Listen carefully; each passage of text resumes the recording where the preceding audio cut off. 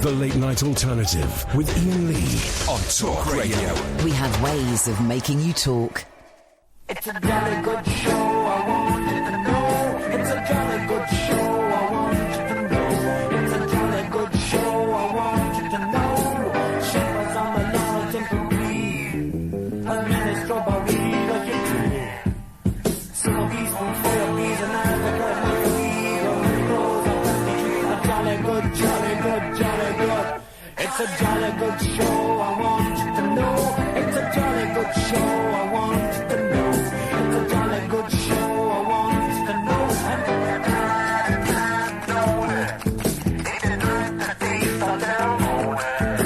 Why not take my dignity home?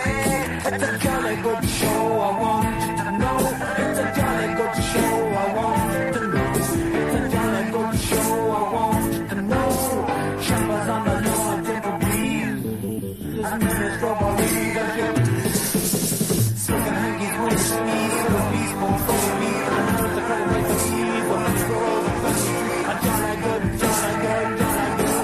It's a jolly good show, I want you to know. It's a jolly good show, I want you to know.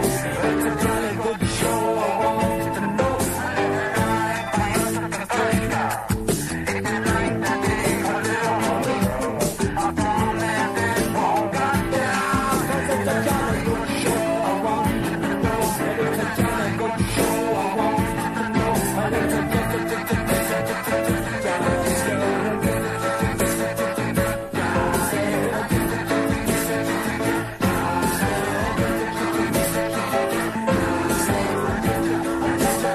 Dear listener, good evening. Get them while they're hot, because there ain't many of these shows this week. I'm Iain Lee. Who are you? Catherine Boyle. This is the Late Night Alternative.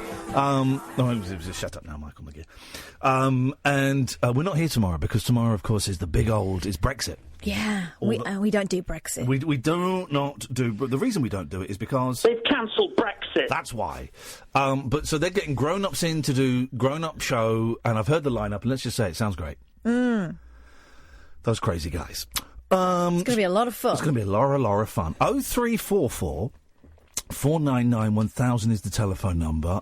We're joined by Sara Barron. Good evening. Good evening. Thanks for having me. It's a absolute pleasure. Big chunky cardigan.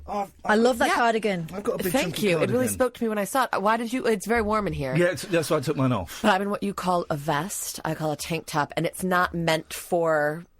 It's not meant to be worn on its own, so I'm going to sweat through the cardigan in your warm studio. I hope this isn't in any way inappropriate, and we'll talk about inappropriate... No, No, give it. I want it. I think it's going to make me feel good, whatever it is. Come on. No, I can see the strap of what you're calling a tank top. Yeah. Now, that's interesting. You would... It's thin. It's maybe... The strap not is... a vest? That's a vest. Vest. Yeah. We wouldn't call that a tank top. No, but the Americans do. The Americans do. But you know what a tank top is? No, over what is here? it? No. It's like a jumper without sleeves. Wait. It's a jersey. A sweater vest. Cultural differences. Wow, listen to us having fun without languages. Cultural differences. Do you know how I know it's called a sweater vest? Because of Friends.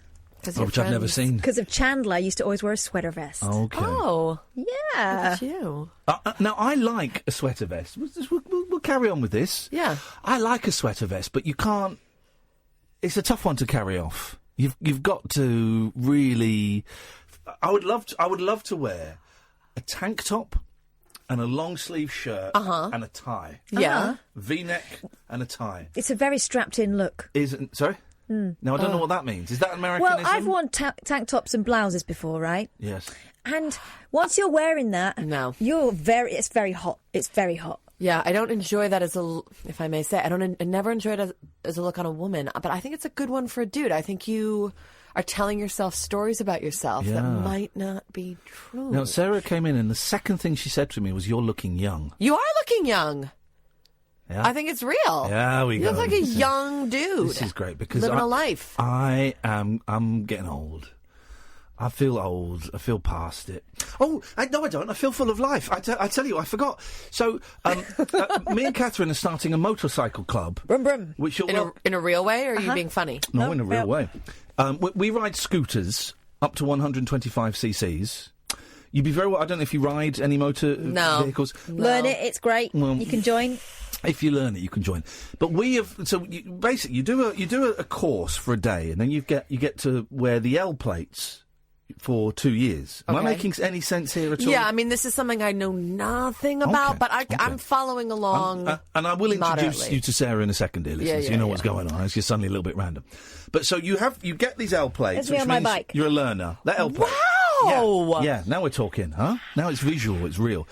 But after 2 years, you've got to do the day's training again, or you can take a test, a driving test. To take a motorcycle driving test, there are 3 parts. The theory part. Right. The off-road part of the test. Right. And the on-road part of the test. Theory. Off-road. Yes. So I'm confused with the difference between theory and off-road. Theory is looking at road signs and stuff on a computer. Off-road is in a car park around cones. Yes. Okay? Yes. Now, guess who last week passed his theory test? I think it's Ian. Yeah.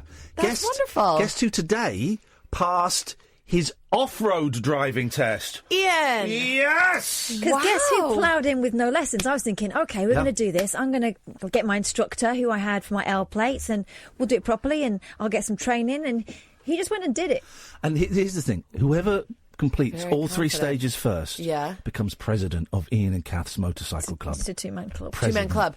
Can I go back a little farther and ask, when did this interest start? And did it come more from one than the other? How did it all begin? Who's the real leader? We egged each other on. The seed was sown by me. Was it like an early midlife crisis? It totally was. Right. I spent a lot of my summers in Spain on the back of boys' scooters. Oh, yeah, you did. So I always had a little thing about it.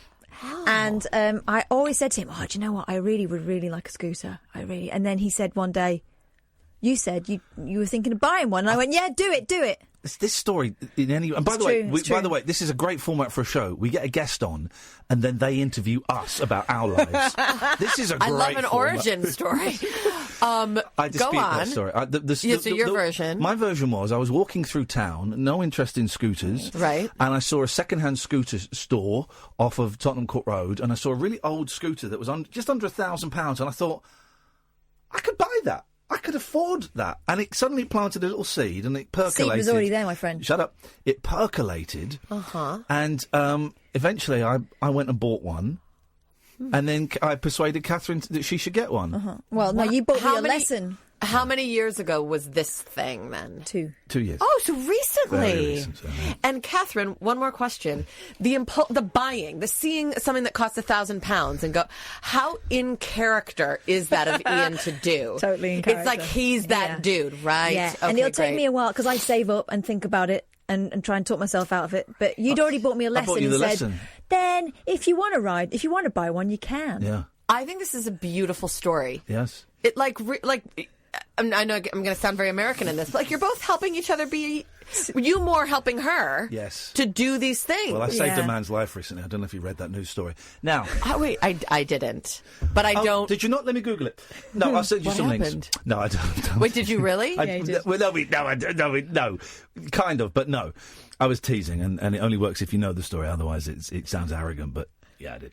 So... Yeah. So... Sara Barron is here. Comedian. Yeah. We're going in with that. Yeah, let's Are we going anywhere else? I mean, actor? No, I didn't. Compare? A little bit. Okay. I mean, did I'm just doing... You did an audition, you were about to say, and I really I did an acting audition for the first time ever in my life, basically, and I was okay. I did what in the business they call a self-tape. So you put yourself, you sort of set up a camera and you record yourself and you email that. Whatever. Was it you doing a character, or was you going, "Hi, I'm Sarah"? No, it was doing a character. Okay. So you have to have someone who does a self-tape for you. Right.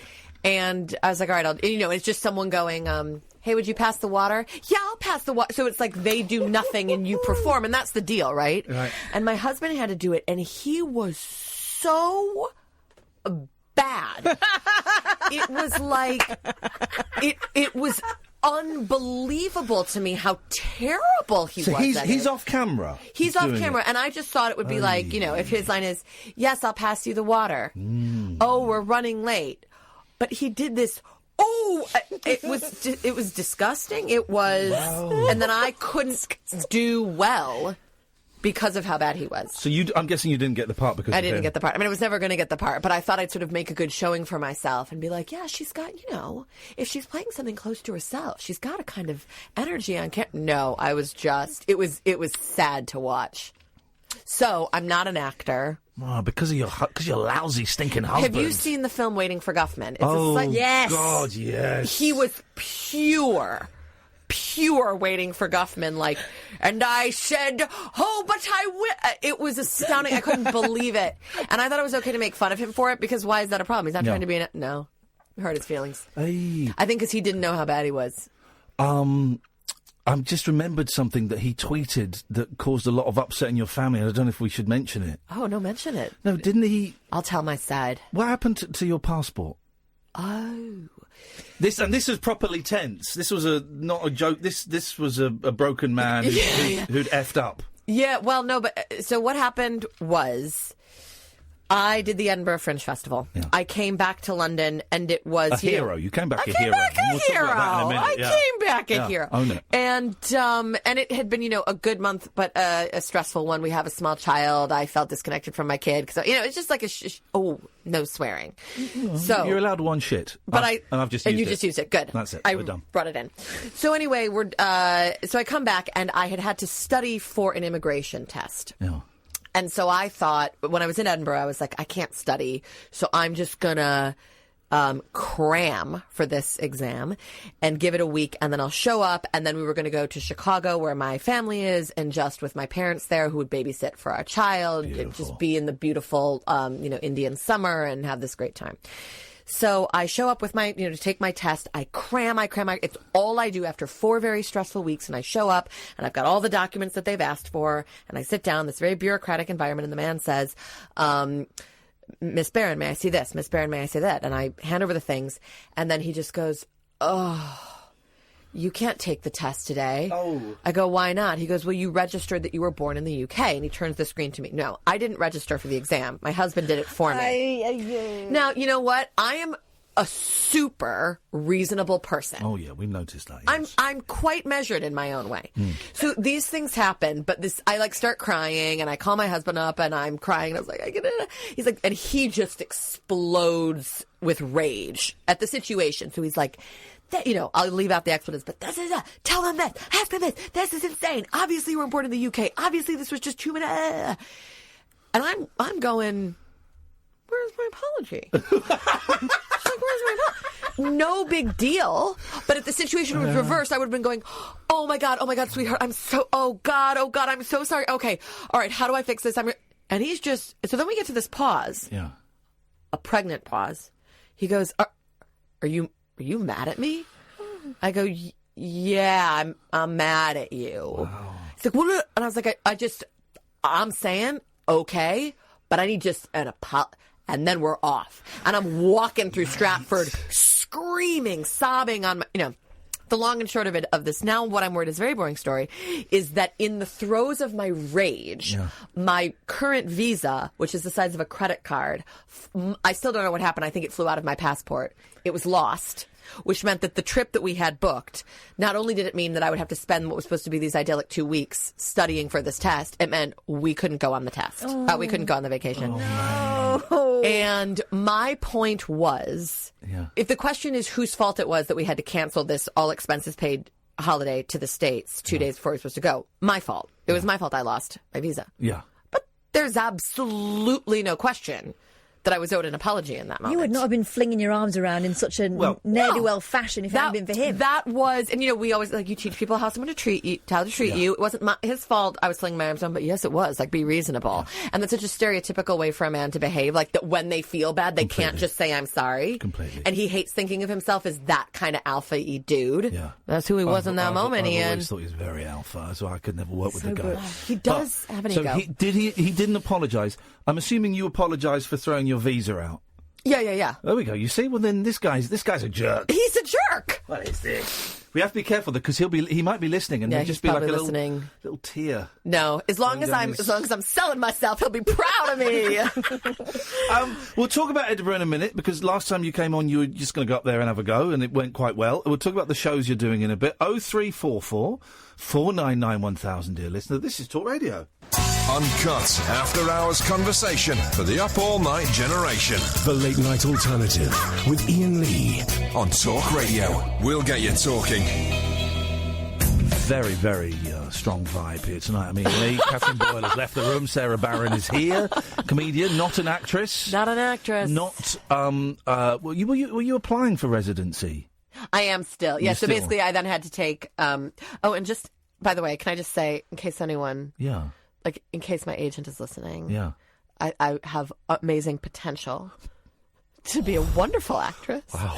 I want to continue to be sent up. No, I'm just joking. I think I could have been good, but I've got to get a different Let's scene do a partner. scene. Let's do a scene. Okay. Thank you so much, Catherine. Catherine just very graciously got me some Because I want to get tissue. into acting. I'm having a meeting. I want to get into acting too. You don't have to come up with anything. Yeah. You just show up and read the lines. Give you. Show. Me and Catherine have got a little acting. Okay, yeah, technique, give it to me. right? Show me. Okay, so imagine we're in a scene together. Yeah. And I've got to bring Catherine a letter. I've got it here. Okay. I've got to bring Catherine. This was taught to me by BAFTA award-winning Mackenzie Crook. You ready okay. for this? Taught it to me. I've taught it to Catherine. So we're gonna do some acting. Okay, I'm ready. Here's that letter you asked for. Did you see what she did there? It was subtle. No, what? Do it Tell again. me- Do it again. I'll do pass it to you. Okay. Okay. Hey, Ian, here's that letter you wanted. Thanks very much. You turned the paper around. Yes, mate. So what does that achieve? There's something written on this paper. It means that it's. It makes it the object exists in Yeah. space in a more real way. And not it's a bit of not being paper. given to you in a prepared manner. It's given to you in a haphazard and therefore realistic manner. Oh my God! Excuse me, Miss Derbyshire. There's that paper you asked for. Oh, thank you so much, Ian. Boom. Beautiful, I did it. natural. I believed it. Yeah. I believed it. It anchors you in a certain way. I believed it. So maybe do that in the next tape that you do. That's a new scene partner. So, Catherine and I were going to go to America to do this show in America. Yes. New York City. I paid for the trip for both of us Big and the Daddy. flights and the hotel. Well, I got as a serious reduction. Yeah. I still paid, and therefore I was owed a certain amount of respect. So we had to go to the American embassy to get visas because apparently you have to do it properly. Right. Okay, so we're going to get visas to show. Like working visas. Yeah, so we're journalists or whatever. And you have to get there at like 7 in the morning in central London. And so we met in London about 6 a.m. and we joined the queue and we're maybe about 100 people back in the queue. So many people. And the queue's moving and the queue's moving. And then suddenly I go, oh no. Oh no, the queue No, hadn't the queue started wasn't moving. The queue hadn't started moving. Apologies. The queue hadn't started moving. And I parked about 15-minute cab ride away. And I went, oh no, I've not got the paper. I've not got the papers that I need for my application. And looking at the time, the place was going to open in 20 minutes. It's about 12-minute ride away. I said, right, I'm going to get a cab. I'm going to get to get the thing out of my car, and I'll be straight back. Okay, I'm coming straight back. So I got the cab, got to the car park, got my stuff out, came back, and then got to the queue. And just as I got to the queue, and I found, I go, where are you? Where are you? And she's going, oh, I'm just there. I'm walking through now. I went, I'm here. Yeah, I've just walked through now. I've got to turn my phone off. I'm in. Now, surely the thing to do, Sarah, would be... It's a very bossy queue. The thing would be, is you know I'm there, or you know I'm just a few minutes away, is you say, you wave 10 people through. I'm just waiting for someone. You go in front of me. He's coming straight back. Right. You go in front of me. She went through. So then suddenly we're in the machine of your great, magnificent country. Of course. We're in the machine, and we're miles apart. There's like an hour's difference. I kept moving forwards because I thought he's going to be here in a second. He's going to be here in a second. Keep moving forward, yeah. And then all of a sudden they got like 20 of us and ordered us through. And you do not mess with those guys. Some of them have guns. Not in this country, they don't. Well, I didn't know I that. think they do at the American Embassy, actually, Yeah. don't they? Inside they do. Because then you're like on U.S. soil or something, Inside them. right? All the doors from that American embassy, I don't know about the new one, but they're imported from America. They're American doors. What a great God door. bless us. So who was right, who was wrong there? I didn't have any of his stuff with me. The evidence Catherine, has been presented. What is your defence? Can you talk me through what was going through your mind? I'm just very British and compliant, and I didn't feel like I could say no. Right. So it almost felt, in a way, you were going to either be rude. You were going to look rude to the strangers, or they were going to kick me out of the queue. Right. Because they were bossy in that queue. Did she apologise? I did. No. I did. I don't remember a lot. I don't remember. Yeah, because we fell out, and when we started talking again, I did apologise a lot.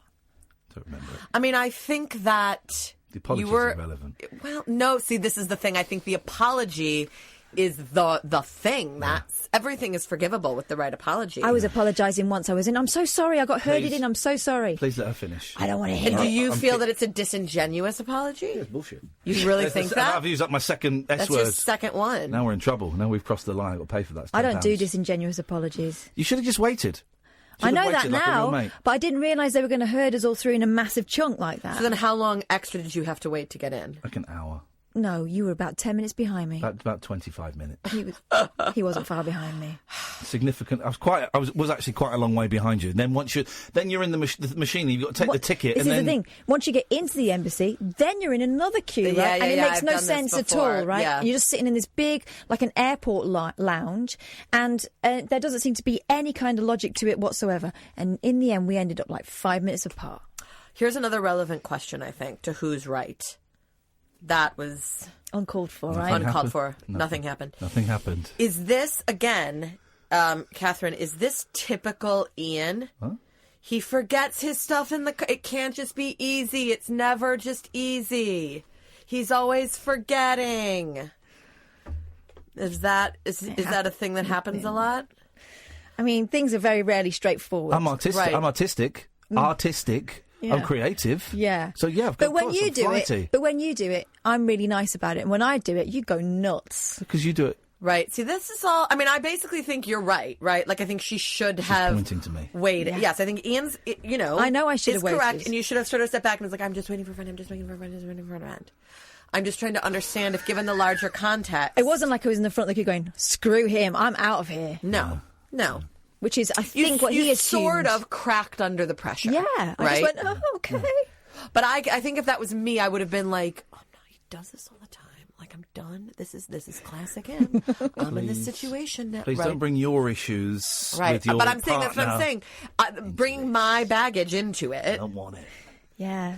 But yeah, I mean, if it had to be a black or white thing, Ian's right. Yeah. By the way, but if- the way he dealt with it was awful. If this Horrible. was a show on radio, Sara Barron solves people's issues. Oh, it's my I'd listen. dream. Sarah Barron judges. I would listen. My dream That'd be is great. casting judgment and get it like the decider. Yeah.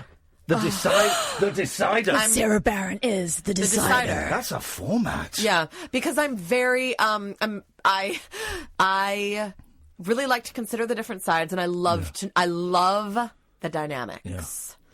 I love the dynamics. One of my favourite shows for a long time was Judge Judy. Oh, yeah. Yeah, Did you yeah, see yeah. the episode with Johnny Rotten on? I don't know it very well. My mother-in-law is obsessed with it, and I'm obsessed with RuPaul's Drag Race. Oh. And Paul Charles is obsessed with Yeah. Judge Judy. Yes. Dear listener, go to YouTube, watch the Judge Judy episode with Johnny Rotten. It's incredible. Actual Johnny Rotten Okay. being sued by a drummer. But years and years ago, me and a producer came up with an idea for a show where it was me, like Judge Judy, but with kids. So kids would come in and go, she was a dick, and she called me this. Do you want to just spend like half an hour at my house? Yeah, and then I'd go, right, whoa, and I'd solve kids' problems. Wouldn't that be great? See, but like, I want the adult stuff. I want like the big talk, right? decider, yeah. Tell me the stuff. What's the dynamic? Does Iain do it? Oh, and what's so interesting is you guys have such a good relationship. Well, because it's not marriage, right? So you're going to be more open because it is ultimately a friendship and a colleague relationship. It's a forced But work it's relationship. I can tell him to relationship. go. I can tell him to go whistle and go home and forget about it. Yeah. Whereas- but it's so intimate because you work together in such an intimate way. Anyway, Kath was basically in the wrong there, and I think we've accepted Yeah, that. yeah, Let's we're just in put the a full wrong. stop. You dealt with it horribly. Let's just put a full stop. You on enjoyed it. it. He does enjoy it. He enjoys a sulk. I don't enjoy having an idiot as a friend. Oh, so harsh. Now, last time we saw you, Sarah, Yes. you were. It was July of last year, and you Yes. were off to your first ever Edinburgh festival as a performer. Yes. How it went well. I know it went well. Thank you. But I'll ask you, how did it go for you personally? How did you find it all? I found it, like, do you know those things where you're like, as it's actually happening, you're kind of not loving it, but you know you'll look back on it in a very fond way? Yeah. One of those. It's called life. It's called life. So I enjoyed it, but I had a kid with me. It was hard to have a kid with me in Edinburgh. But I kind of liked the grind, and I liked partying a little bit. Good reviews. Thanks. Really good reviews. Thank you. You pleased with... You must be pleased with how it went. Yeah. As a I am pleased performer. with how it went. But you don't really believe it, do you? No, do you know what it is? I'm trying to receive compliments in a likable way. Yeah. I'm really stuck in my head receiving the compliments. So I want to talk about how amazing I am and how amazing my show was. Yeah. How everyone should come and see it. Yeah. But how do I do it in a way that seems like really Likeable? Really likable. Well, when me and Kath went to New York, we got there eventually. Right. So when did you go? When were you there? That was a couple of years ago now. Okay, wasn't it? wow. We had a week in New York. It was great. Oh, it's the best. But we met loads of podcasters and comedians and things over there, and listened to a lot of podcasts. And the things that I was going to say Americans, but specifically New York people, I guess, is they're so good at selling themselves without any shame. So they'll do okay, you're about to listen to our podcast, but before that, today we're sponsored by Terry's Tyres, and Terry's Tyres are the greatest. And listen, if you just go to their website, it helps this podcast survive. And they know, it's a hustle, but no one cares. And we kind of nicked that. We nicked that. Instead of doing that British, thanks very much for this. Like, you've chosen the right thing to listen to. And by the way, we're selling T-shirts. And if you go to this website and you buy T-shirts, it helps us make not this show, but it helps us make the podcast, and it helps. Yeah. And we kind of nicked that. But it's a tough thing to do, the big sell of oneself. Yeah, I find it really uncomfortable. I don't know. Okay. I think that's why I culturally identify as one of you. Well, then we need to because we've got some tickets to sell. Yeah, I got some tickets. We're to to sell some tickets. So we're going to put our finger on. I did a show. It went well. It had. This isn't. I'm not even giving a compliment. I'm stating fact. It had great reviews. It had great reviews. I sold out. That's what everyone's saying. That's what everyone said. Oh, you mean tickets you sold, yes. Oh, yeah, I sold out. Oh, my God, I would sell out in a second. Oh, God. I just want some money. Yeah. Oh. So it went well, and so see how I'm already tripping up? I know. I'm falling off a cliff. I'm finding it fascinating. I'm not enjoying watching you struggle, but so you're doing the show in Soho now. The brilliant Soho Theatre. And it was so great. So the show went really great. I got a nomination. It was such a special thing. It was special to share it with my family. And I'm now doing some dates at Soho Theatre off the back of a really storming Edinburgh. And I'd love people to come see it. Is this what you did into the camera? Yeah. I'd love people to come see it. But if you guys are going to come, wait, I'm really about to hit a groove though. I'm putting the aircon on. I'm not going. But I was going to hit a groove. I'm going to go the groove. Now, it's like my... Have I killed the vibe? She was doing a run-up then, and you just completely stood in the way. I was making it a bit cooler in here. It's getting so hot because her groove was so groovy. I don't want to do it anymore now. Go again. Don't go and see her show. It went really well in Edinburgh, and so now I'm going to do a week at Soho Theatre, but if you want to come, buy those last tickets, because they're selling really bad. Which is I don't even... Soho Theatre's great. I love the Soho Theatre is wonderful. There's very good stuff on there. It's some very, very good stuff there. Do we have... where do people get these tickets? If they go to Soho Theatre, spelled as you would think, and just look up the comedy listings or my name, which is Sara Barron, you can buy some tickets. And I'm a really nice person. And I'm filthy. Oh. I am so... filthy. You might not like me. I'm so filthy. What time do you finish? 9. It's what am I on? 8:30 to 9:30. Oh, we can't. Can we? It's tight. There's a Saturday. It's maybe a Saturday, but you probably have better things to do with the Saturday. I'm not coming to London on a Saturday. Yeah. You shouldn't come to London on a Saturday. I would. It was so sad because I thought. I've got. I might have. I've got kids too. No, I don't see mine as often as you do. I think, Catherine, you are my target demo. Yes. I think I would speak to you. People who shit on their mates. That's my third one.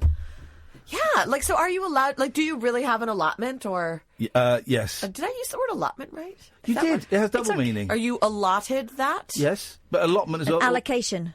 Yeah, allotment is right. Well...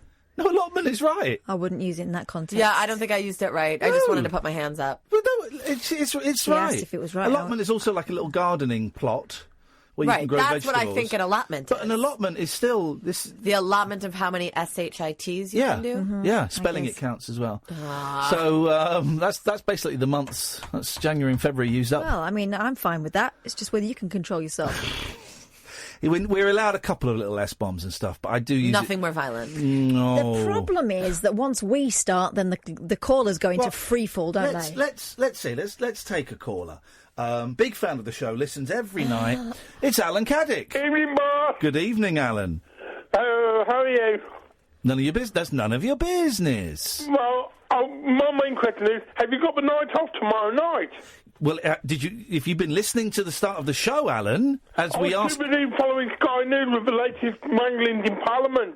Oh, well, I've got the latest wranglings. This is what's happened. They've cancelled Brexit. It's gone.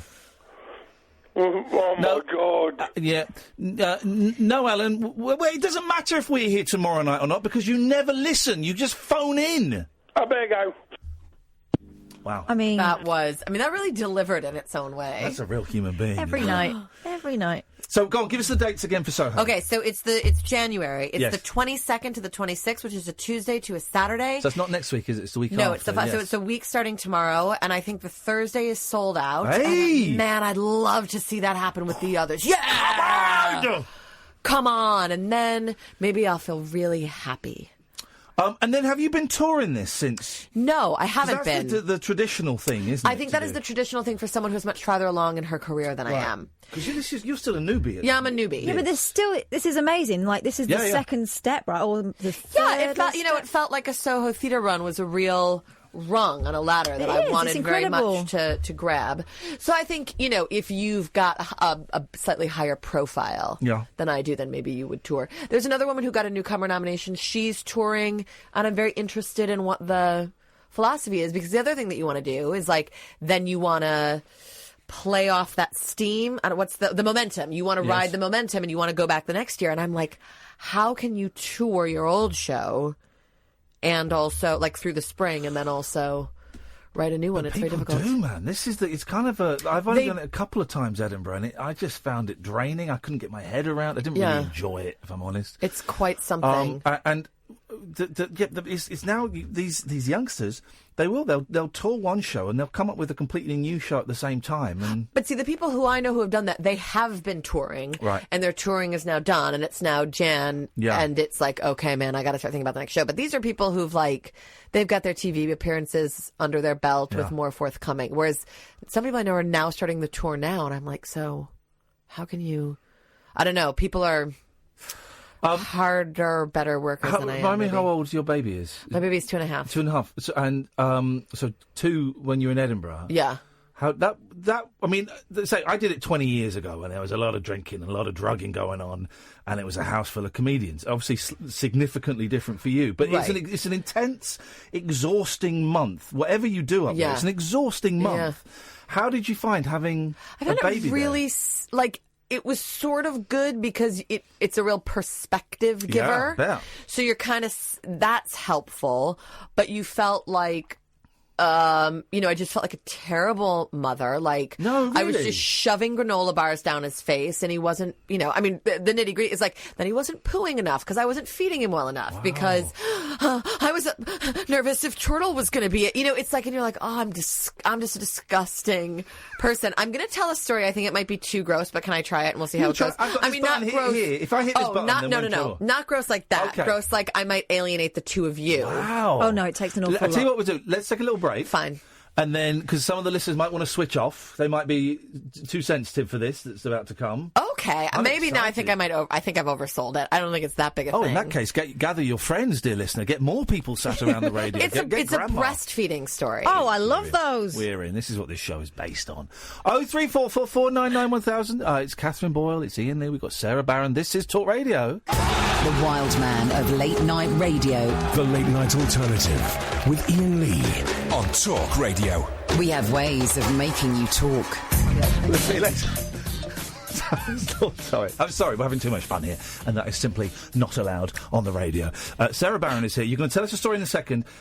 People, my Twitter's gone, guys. It's gone. So you try and find me. I'm not there. It's a healthy choice. Yeah, but people are now tweeting me thinking that he's blocked them. Oh, so my Twitter's gone, guys. Right, okay. But you're on Twitter. Who are you on Twitter? I'm at Sara Barron, so SaraBarron. Nice and straightforward. No underscores, no the real, no ms. No. None of that. Okay. We'll mention that again. If you're following Catherine at Flipping Kath, she will tweet all of the information for the shows and all of this stuff. I already did it. All right, Very mate. Good to me. Very good to me. Now tell us this story. So basically it was just, so I breastfed constantly. I can't even register my breasts as anything other than like food now, like whatever.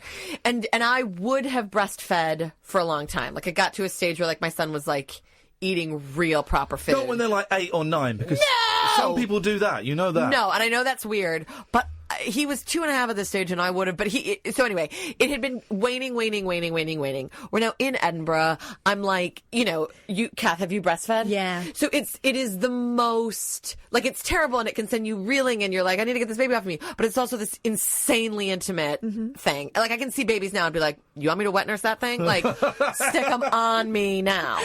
So, and there's nothing in there, but I'd get them out. So anyway, Give it a try. Like, maybe they could get something. So anyway, he's never really doing it anymore, and I'm feeling so disconnected from him, and we're sat in this living room of this Airbnb, and we're just like sort of having a little snuggle and chatting to each other, and he's sort of like hitting my boob, and I'm in like a zip up sweatshirt. So I was like, sweetheart, this is, you know what it is? It's not that this is dirty. It's that it makes me sound so crazy. Yeah.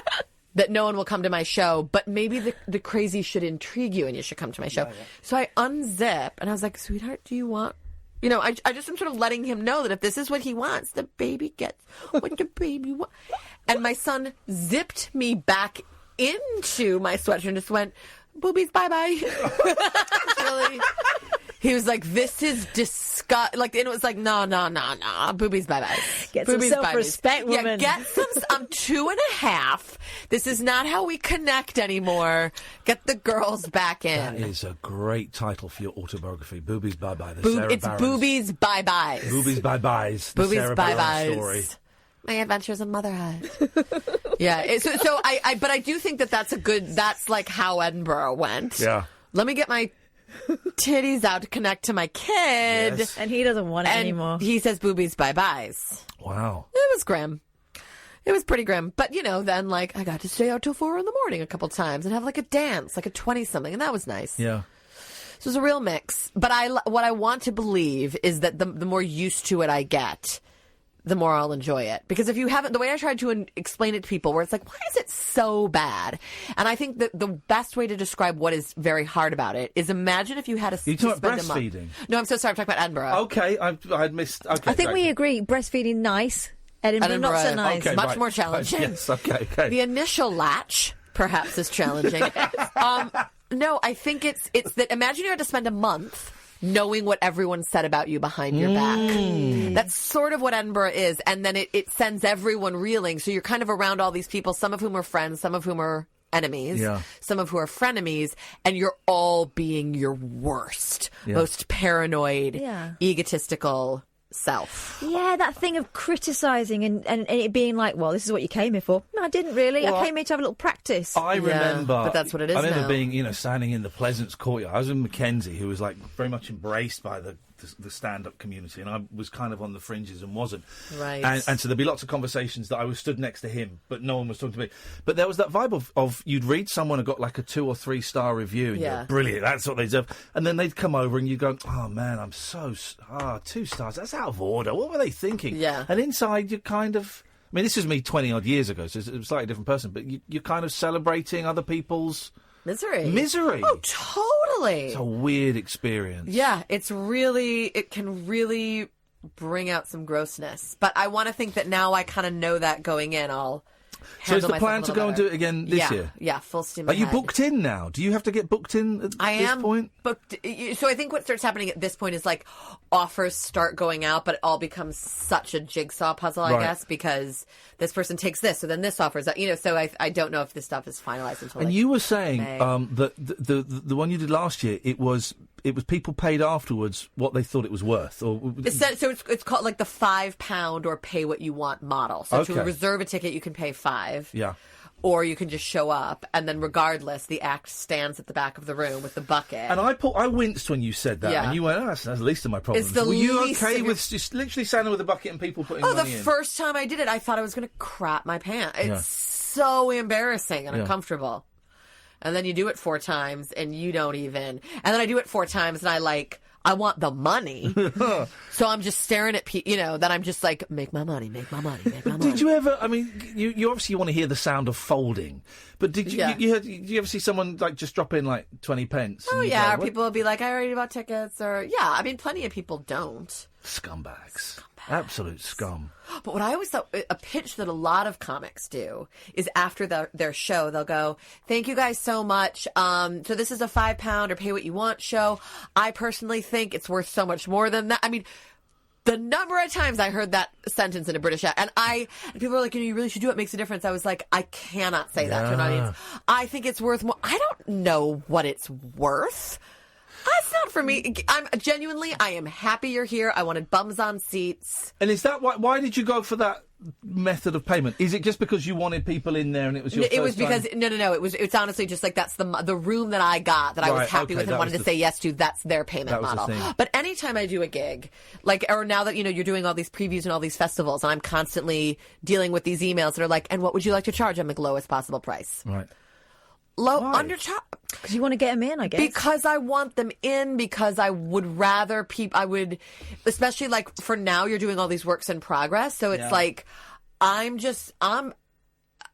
you know who Nish Kumar is? Yeah, of course. So he did a quote unquote work in progress. And I mean, I saw it and it was divine. Yeah. It was perfect. It was done. Yeah. And I heard him talking about how uncomfortable he felt charging people £10. Yeah.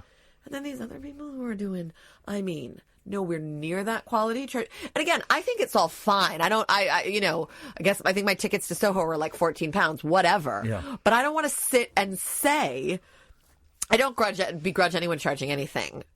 But the spiel about, I think this is what my work is worth, all I'm saying is it's one of those things where you're like, people are very different from each other. Yeah. Some people But are different from me. As performers, everything is free now, with free podcasts and free, Yeah. Spotify. And if I listen to an album, Yep. you listen to it on YouTube or you download a BitTorrent. Movies, you can get everything is free. Yeah. And I kind of think a lot of people expect To pay. to not pay. Oh, that they right. shouldn't. And I Yeah, think I think especially Yeah. because what you're doing Art costs is them, money, man. Is them having a good time. They assume that you're having a great time too, and that's the reason why you're doing Well, it. I want to clarify. Like, I would like to do a different model this year. I would like to Yeah. do a show that charges £12 for a ticket. So I'm not. I think that that's a really good point. My only thing is about, like, people are saying like, oh, over at the Pleasance you'd have to pay £13. This was only £5. I think it's like, well, then go do the Pleasance. Yeah, dude. yeah. Those people are also $4,000 in the hole. Like, Yeah. and you're not. So I just think I think it's worth more. Yeah, I know what you mean. That's what. And listen, I saw one of my favorite shows where I was like, it didn't get a nomination. I was floored. I thought it was exquisite. The guy who did it, he would do that spiel every week. So, and I agreed with him. I was like, totally. This is one of the greatest things at this festival. I'd pay £30 to see this, but just don't say it. Yeah. So Soho Theatre. Let's get the dates for the Soho Theatre again. It's January Yep. 22nd to the 26th, starting a week from tomorrow. Okay. Tuesday to 2 Saturday. weeks from tomorrow. No, 1 week from tomorrow. What date are we on today? I don't even know. It's the 15th tomorrow. Yes. the Shut up, 22nd. no, Yes. is it? In fact, It's my Ian, payday. Next week, I can only apologise. I forgive you. Thank you. You see? Forgive you. You see what we got here? Oh, it's easy for her to say that. We I got know, respect. because we have such less baggage between us. Got respect. Got respect. So it's a week tomorrow. Okay, sorry. And Soho Theatre. That's the one. Which is an amazing venue. We saw, who did we see there? Tim Heidecker and Neil Hamburger. Yeah. Do you know what room are you going to be in? I am going to be in the upstairs room, which is sort of the beginner room. Yeah. And Nice. then I've got some extra dates coming on. Oh, And then I'll be in the cabaret bar, which is really... That's I where think, we saw Tim Heidecker. It's a great room. Beautiful room to watch comedy. Because I've been in the upstairs room years ago. Years ago. I can't remember who I saw. But we went last year, I guess it was, in the cabaret room. I'd never been there before. It's incredible. Isn't it incredible? Just tucked away. It's like the dream comedy room. Yeah, it's the thing. And then what's next? Edinburgh? Anything in between? I mean... Come on, you got to do something in between. Yeah, I'm doing all these different... I'm doing the Vault Festival in London in February, where I'm doing... I don't know what the Vault... So I think it's newish, and it's very near here. Yeah, it's like in the right vaults off where we went Waterloo. to see Hair. So that's all up around building, there through February, people are doing stuff. I'm doing Leicester Comedy Festival, and it's just like all these. Leicester's a big one, isn't it? Leicester's a big one. I'm doing some stuff in Wales at the McCuntleth Festival. Steady. She said it well. Steady. How did I do? You did it perfectly. But I was looking at renting an Airbnb in Wales, and that was one of the places. And you said that place name in a very distasteful manner that would get us taken off the air. How can you not? It's like Uranus, the planet. Like it's just asking for It's it. only because that's one of the words Uranus that is stands not out. just asking for it. It was at the centre of a very grisly news story when I was a newsreader, and so I had to make sure I got it right. You poor baby. You know what I mean? And you can see it coming over the horizon going, here it is. Stop it. Because you want to believe that someone who does your job doesn't feel that anxiety. Oh, no, you hear it. You see it coming. Oh, God, the number of times... There was a school I had to pronounce the Dick Hunt School. I mean, what? Why would you call it that? Well, the number of times I've stumbled over county and country. Yes. And I've done the first syllable of the word country 3 times before I've realised it's county and managed to turn it around. Imagine! That is talent. Isn't it? That's what they pay you the big bucks Thank for. you! That's what it's all about. And what is there... Okay, the question I was going to ask is a little bit pompous. I'm just gonna ask... Go, yeah. No, the question is, what is the end game? But that's a dumb question, so I'm just going to ask you, why are you doing this? That's the same question, but in a slightly... Because I would like to... Netflix special. Yeah, sure. Netflix special, right? All the stuff. All of the stuff. Because I would like to do it, as I'm a newbie, as you said. This was this was a late in life career for me. I started it when I was 35. And so I would like to turn this into something that I am very good at and make a lot of money doing. Wow. That's the end game. Do you think stand-up is the best? Because I did stand-up years and years ago, and I struggle with stand-ups. Unless they're absolutely amazing, I just find that the act of someone doing, with the microphone... Okay, let me say this. What did I say about me being in here? You were like, thank you for... Basically, you were acknowledging my energy. Yes. I think I got a real good This is vibe. why I'm going to like you. We've still not seen you yet. I'm pretty good. That was it! That was it! Keep that vibe! I'm pretty good at it. Good! No, I think my act may or may not be for you. I don't think I'm particularly intellectual, but I think I really hit it some home... well. I'm not an intellectual, but I hit it some home truths, and oh my God, do I do it with charisma. We have to come and see you, and I know, I don't know, we just... You can't really see stand-up. No. Well, some Unless of the I earlier know, shows... I mean, tonight I did something that I was on stage at 8:30, but We could. you can't. That's the thing. I mean, you can't see anything, right? If you have to be out the door by what, 8 or 8:30? We can. We don't do any prep for this show. This is the prep. Is this? Believe it or not. So we could surprised. be. We've left venues in London, central London, Leicester Square at 9:15. We could do that. Please fix it for us. Okay. To come and see you do a slightly early show one night. All right. I'm begging you. All right, we'll do it. Mean it. I want to do it. At Sara Barron, SaraBarron. That was really good. Thank you very much. I've been practicing all day. Really good. And Soho next week. Catherine has tweeted the hell out of those links. Thank you. Come in we honestly, I know this isn't, if you listen to the show, this isn't the kind of bullshine that we say to everyone. We love you, man. Come. very sweet. I was so thrilled when you begged It's us. a comfortable dynamic, isn't it? Yeah. If I may say. Yeah. Definitely. Yeah. Okay. You're welcome anytime. Thank you. Well, maybe I'll try and come and plug something at another point. Would you come and plug? Come and Will you just do hang the out. vault? Come and hang out if you want. Yeah. Perfect. That's There we go. Perfect. Great. Dear listener, the show carries on. 0344 499 1000 is the telephone number if you want to give us a call. Remember, we're not on tomorrow because of Brexit. And we're so upset about that. I'll be playing PlayStation and having an early night. So if you want to speak to us, do it tonight. This is the Late Night Alternative with Iain Lee and Catherine Boyle, weeknights from 10 on Talk Radio. The Late Night Alternative with Iain Lee on Talk Radio. We have ways of making you talk.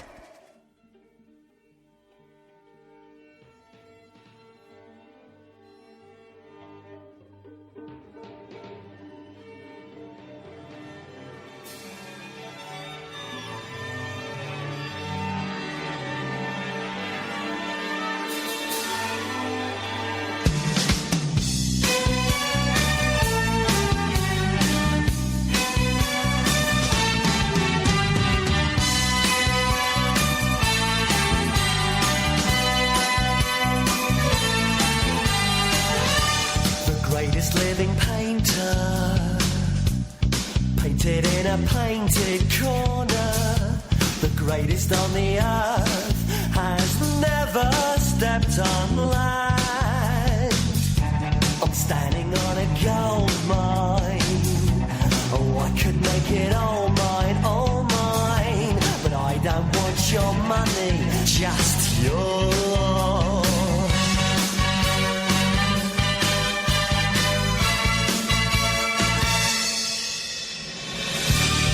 Took my hand, would I still be blind? 'Cause you don't sparkle, you don't shine. Sparkle in my eyes. And if you took my hand, would I still be blind? You don't sparkle, you don't shine. Sparkle in my eyes.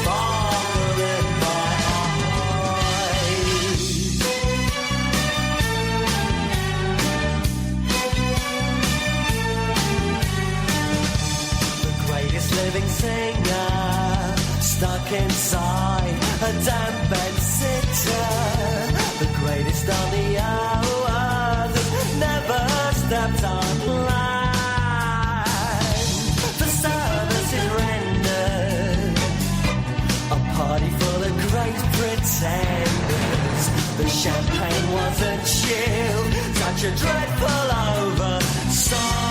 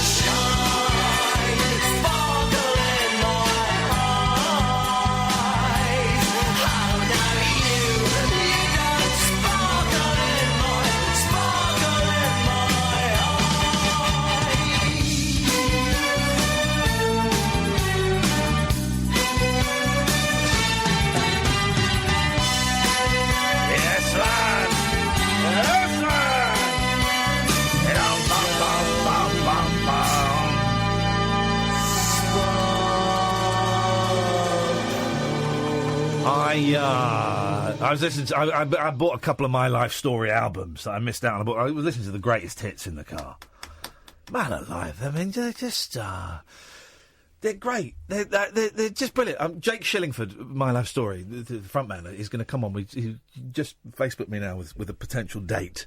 Maybe the 24th. I just need to check and stuff, but he's going to come in. I love those guys.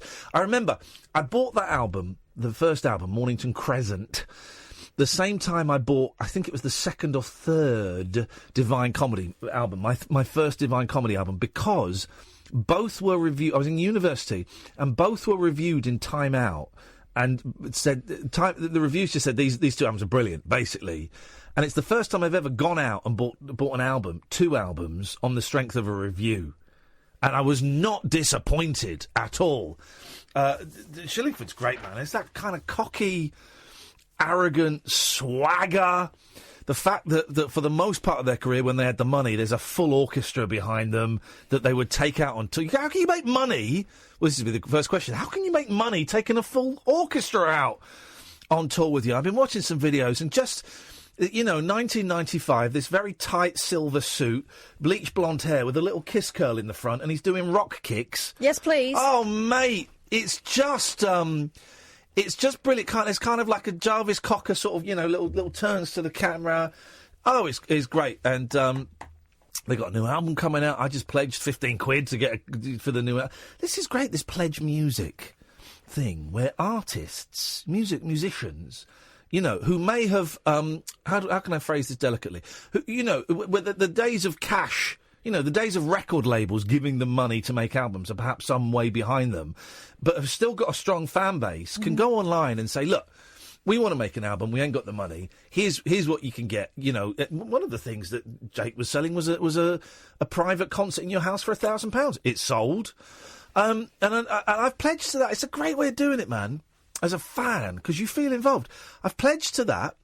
I've pledged to Neil Innes from the Bonzos and the Ruttles. I pledged 50 quid to Neil Innes. And not only am I going to get a copy of his new album when it's done, I'm going to get handwritten lyrics to Double Back Alley by the Ruttles, which I'm going to frame and put on my wall. Oh, I'd pay significantly more than that for handwritten lyrics. I think Marnie's last album, not the one we put out, Unsung, the one before, was done through Pledge Music. It's brilliant, man. It's brilliant. I mean, yes, I wish my favourite bands were having tens of thousands of pounds thrown at them so that they could make their records, but that ain't happening. No one's buying records. So do it that way. I might start a band and go Pledge Music. I think that's what I'm going to do. Meh. Yeah, I think that's what I'm going to do, Catherine. Aren't they supposed to be good? No, that's disrespectful, but... And have a following. As the president of the Iain and Kath Motorcycle Club, Not yet, you're not. I'm 2 stages down the line. You are 0 stages down the line. I got one more stage. I passed my off-road driving today. I was cacking myself. I got to. It was Oxford, right? So this is the off-road. So if you want to drive a motorbike, you've got to do a theory, an off-road, and then an on-road. Now, bearing in mind, me and Catherine only want the A1. Yeah, and people keep assuming that we're out to get big motorbikes. Yeah, the A1 lets you ride up to 125 cc's without learner plate and carry passengers if you want. And that's it. I have no interest in riding, come to you in a minute, George, a motorcycle, with 5,000 cc's with clutches and gears. I don't care. And we know you call us hairdryer riders. Yeah. We know what you call Couldn't us. Care less. Flipping... Like pootling. Yeah, I don't want to be one of those Power Rangers. I had a lovely ride to Oxford today, about 45 minutes, and it was in this football stadium's car park. And I got there about an hour early, and the cones, they have all the cones set out. You've got to do emergency stop, you've got to go around a bend and then go to 50 kilometres an hour, and then do an emergency stop, figure of 8, slalom, all of this stuff. And the cones were set up, and I thought, ooh, I'm going to have a practice. So I had a practice doing the slalom and the figure of 8s, and then a security man sort of came over. Hey, off! And I just did sorry, I didn't off!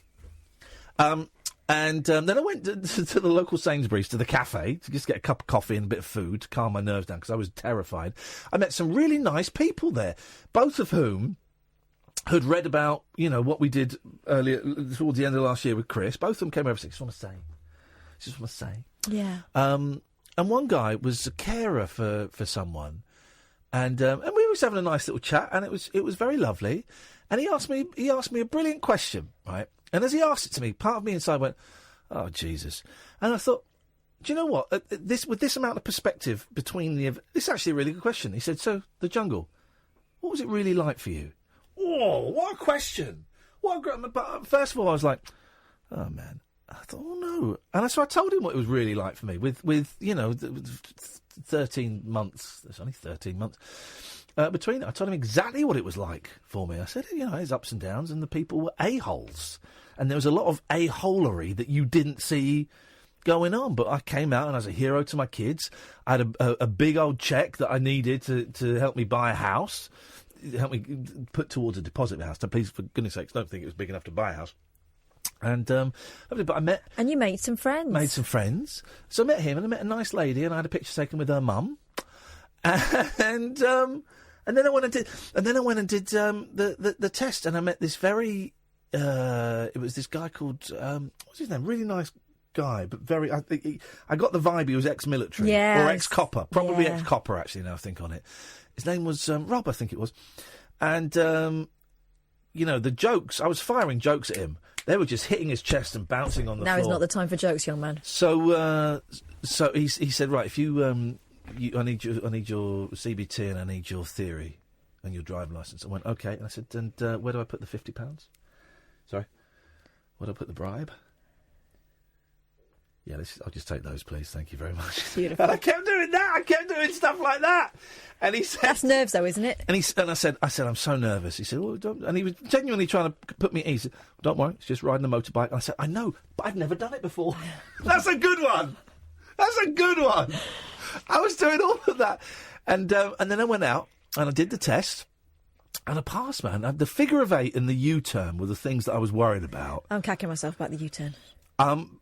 Practice it. I got it so that I could do it 7 out of 10 times, and I got a bit lucky.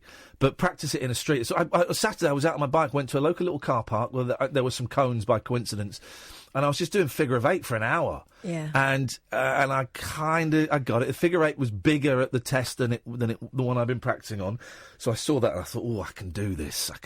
And I'd watched a video online where the guy said, you can make the figure of 8 as big as you want. There's no limit on how big you make it. So I made a huge figure of 8.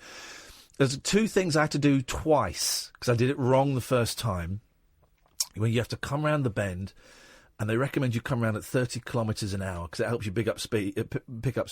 Then you have to go straight through a speed trap at 50 kilometres an hour, and then either do an emergency stop, or the second time you've got to kind of wiggle off and go through some cones on the left. So it's like you're avoiding, so you go boom. And the first time I did both of them, he came over and he said, well, the bad news is you were too slow. You pulled yourself short of 46 kilometres an hour. Good news is you get another go. And like that. And I did it, and I got in, and he said, you passed. And then I started shaking. I wasn't shaking until then. Then I was like, oh my God, I passed. So one more to go. You're gonna do it. I'm going to do it. There is this teasing rivalry between us, and but I'm also aware that this whole being president thing. I mean, it's a bit of fun, but whoever does come first will be the president of the club. But I'm also aware that I don't want this to be I've done it and you've not done it. I want it to be a supportive kind of experience, because I want you to do this as well. I'm going to do it. How are you feeling about it? Be all right. You nervous? I can't see it.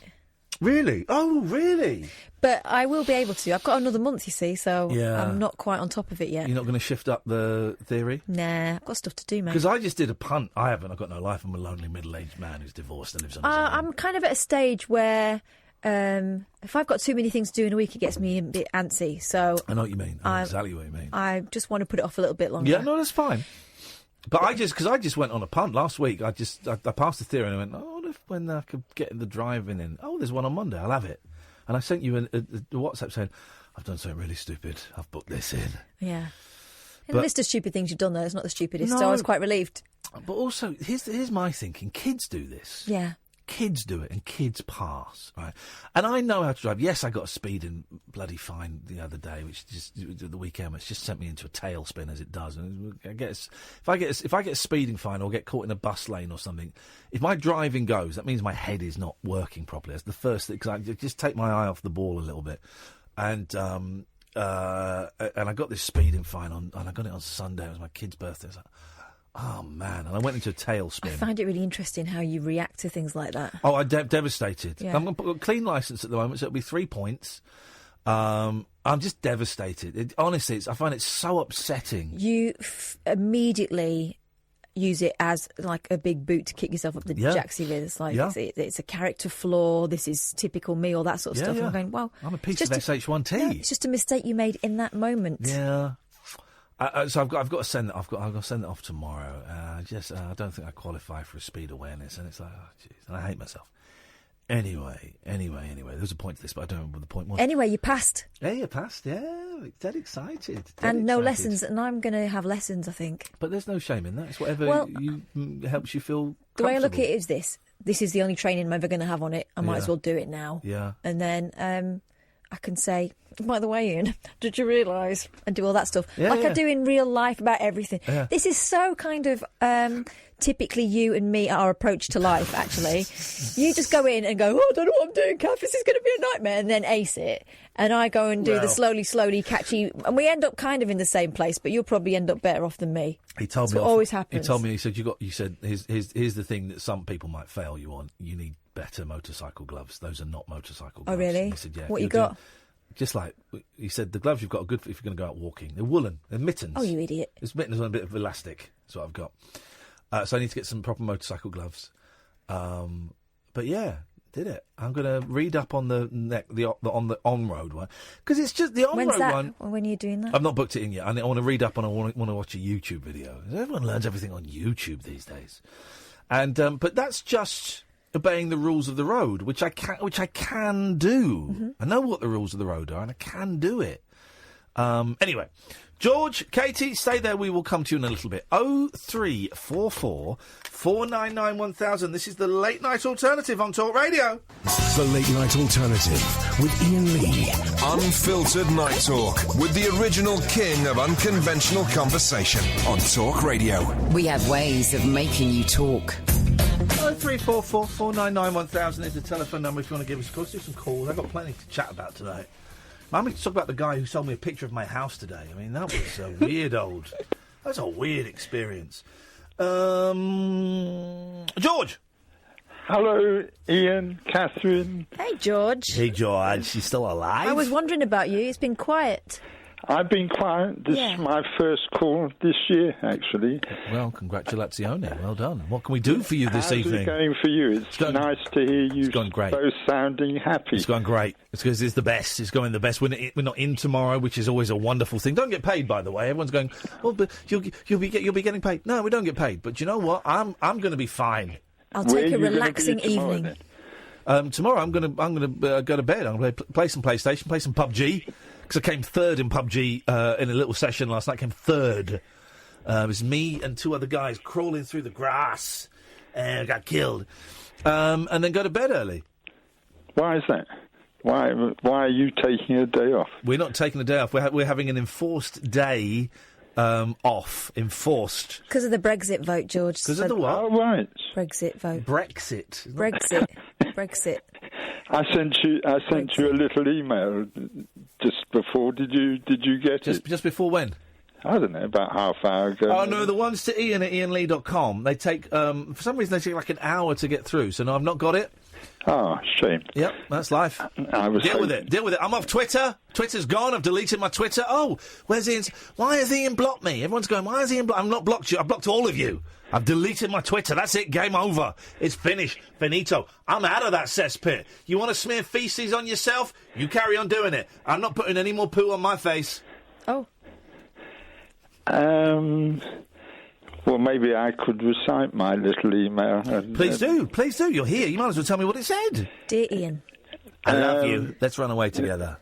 No, it didn't. It said... the world of wonderments. Close to that, yeah. Of course. Yeah.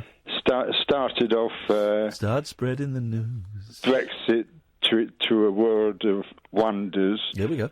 Via London, Wonder City State, the Wise Islands. So it was nonsense. And the United States of Europia. Vision or mirage. Stop smoking the weed. You're rambling away. I'm not rambling. Put the weed down. Come on, put the weed down. Go straight. I haven't got any weed, unfortunately. Smoked it all. Sorry? You smoked it all. Just before you wrote that email and made this phone call. No smoke today at all. No smoke without fire is what they say. Yeah, no, I'm sad to say that I'm bereft of any. Is there a drought? I was reminded tonight, I was in a meeting, and I was reminded tonight of when there used to be droughts. There's a weed drought. I can get a little bit of hash, but that's it. No, there's not a drought. No, I know. Just a money drought in my pocket. But I am looking forward to things and hoping to get a double-page article in the Observer magazine. I'm hoping to get a job on American radio that pays $1 million a week. So fingers crossed. Yeah, well, $1 million a week sounds quite a lot. So there's 2 pages in the Observer. Well, I'm hoping. Me too, brother. I do have a couple of connections at the Observer, and one of them owes me a favour or two. Yeah, I think 2 pages in a national newspaper. That's some favour. Yeah, well, I've got my fingers crossed, but it's all interesting at the moment. What's occurring? Sam's face would disagree with that, but go on, carry on. Well, it's just the shambolic side of what is happening in Parliament and... forget Parliament. Who gives a stuff? I've got some bad news for people. I've got some seriously bad news. Forget Brexit, forget Parliament. Who cares? They're all losers. Here's the bad news. Okay, XTC, one of the greatest bands ever. One of the greatest bands. And late last year, Catherine and I took a night off work to travel to the Swindon Arts Centre to see 2 members of the original XTC reform. For the first time since 1981 or 82, 2 members of XTC were going to stand on stage and play XTC songs. They called themselves TC and I, which I think is a clever title because XTC and I, but also TC stands for Terry Chambers, the drummer, and I, Colin Moulding. It's a clever name. And they played played 4 new songs, and they played a load of XTC greatest hits and some deep cuts. And I interviewed them. I was lucky enough to interview them, and before the shows, and they said if it goes well, we might do a small little tour and release a live album. And but we're going to do it on our terms, and we're going to do the whole thing ourselves. And we went and saw one of, I think, 4 or 5 nights, sold out. Euphoria, excitement, joy, love in the room, wasn't there, Catherine? So much. And then yesterday, Colin Moulding announces he's not doing any more shows and he's retiring from music to spend time with his family. Boom! We were shocked. It was heartbreaking. It was disappointing. That's what he did. Do you know what else it was? Yeah. Vindication. Yeah. We were right to take that time off. We were totally right off. This is the thing, man. This is my great regret is I didn't... This is when I learnt this years ago at LBC when Stephen Page, as part of the Bare Naked Ladies, came in and said, are you going to come and see the show on Friday? And I went, I can't, I'm working. Last time he played in this country with that band, and I should have gone. And I'm glad we went and saw TC and I. I'm thrilled. It's one of the greatest concerts I've ever been to in terms of... Not in terms of spectacle, because it was lo-fi in terms of the stage show, but in terms of musicality and joy and love and vibrations, and they're not doing any more, and I'm heartbroken and I'm devastated, and I just wish them the best of luck. So that's what's important, George, not Brexit. It's the fact that TC and I won't be doing any more shows. I've been doing a bit of wordplay. You might have some fun playing along with it. Okay. It's words that end with the letters I-N-G. Okay, so okay. No, that's fine. Ignore everything I just said, and we'll go back into your world and we'll respond to you. Okay. Well, I tell you what, I'll respond to you in the way that you just responded to me. Away you go. words that end with the letters INGLISH. And I've got a nice little list of words, and I'm enjoying playing with them, like blinglish and tinglish and jinglish, and I'm enjoying playing with words. Okay, I'm now going to go on to a completely different tangent and ignore what you've just said. How does that make you feel? Bit sad. Yeah, tell me about it. I just spent 5 minutes pouring out my heart, and you came up with some crap about blinglish. For crying out loud! Thanks for phoning, George. First call of the year. I'll get a stroppy email now. I like your act, except when you do it to me. I'm gutted about TC and I. Absolutely gutted. And I sent Colin, because I was lucky enough to interview him, I sent him one of the greatest bass players of all time. He wrote Making Plans for Nigel. And I sent him an email saying, man, I hope everyone's okay. Because, of course, you read a statement like that and you think, someone's dying. Mm-hmm. I don't think anyone or someone's is. ill. Yeah, I don't think anyone is. I don't think I've heard from a really good source, and his email to me. No reason he would tell me anything, but he just seemed to not really enjoy it as much as perhaps he thought he would. Yeah. And that's that, and that's cool, and you kind of got to respect that. Cool. One has to respect that, not kind of. One has to respect that. And we were lucky enough to have been there for the thing. Hey, John in Highbury, that phone you're holding, ringing me, guess what? It's never going to get answered. So my suggestion is you turn that phone off, you loosen your belt, you pull your trousers and your pants down, you lean over a table, pull your arse cheeks apart and shove it right up your jacksie! The radio show for people who know the best part of the day is the night. The Late Night Alternative with Iain Lee on Talk Radio. We'll get you talking. 0344 499 1000 is... Why am I getting on my... Right, what are you doing? Nothing, I'm not doing anything. I'm going to bend over. I'm going to give you the John treatment. Good evening, Katie. Oh, hi. One sec. One sec, I've just got to drop something. Hey, Katie. Wagwan. Hi. Wagwan. Okay, Katie. Can you hear me? Just about. It sounds very muffled. I'll take you off speaker. Sorry, I forgot. What was I going to say? Oh, it's one of those. Have you seen Bandersnatch or played it?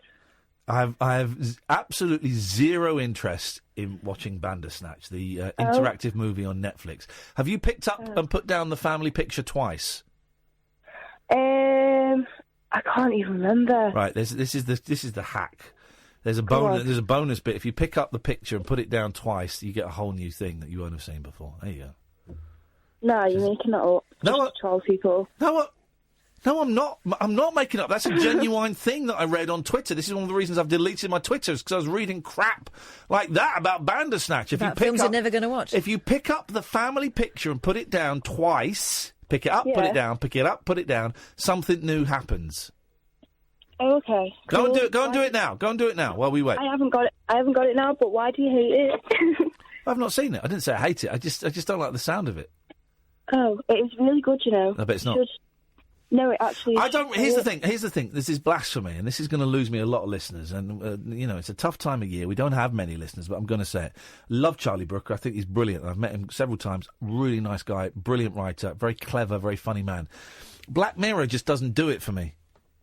Oh, I don't like Black Mirror, and I've tried different seasons of Black Mirror. Even going, well, maybe this one will click, or maybe not.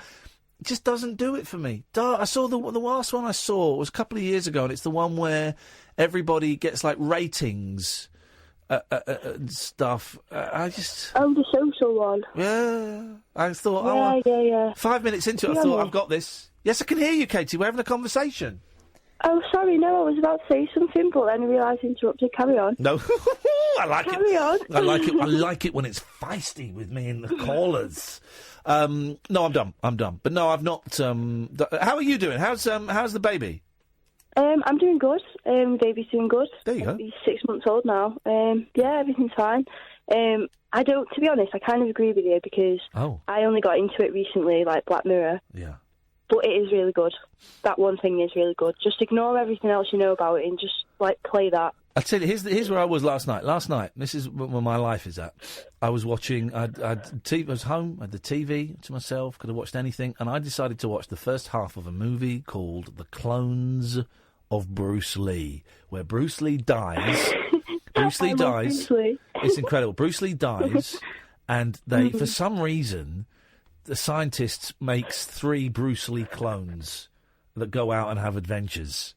That is amazing. It is nuts. It is, honestly, it's one of the most insane... Hang on a minute. Let's see if we can find clones of Bruce Lee. This is what the kids want to hear. Clones of Bruce Lee. Here we go. I'm going to play you a little bit. Here we go. Hang on. Let's jump to a bit where it's... Oh, here we go. Here we go. Here we go. So he's making the clones. You'll like this, Kath. Good hair. Bruce Lee hair. I think that's... You may place the head plate on him now. I think that's Dragon La. That's John Ben. He died recently. It's Dragon La.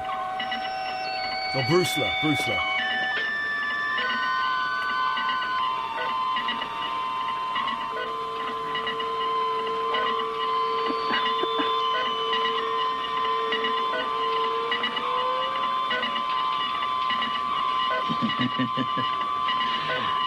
I will command you, I and I alone. You will do whatever I say. Your name is Bruce Lee 3. Yes, sir.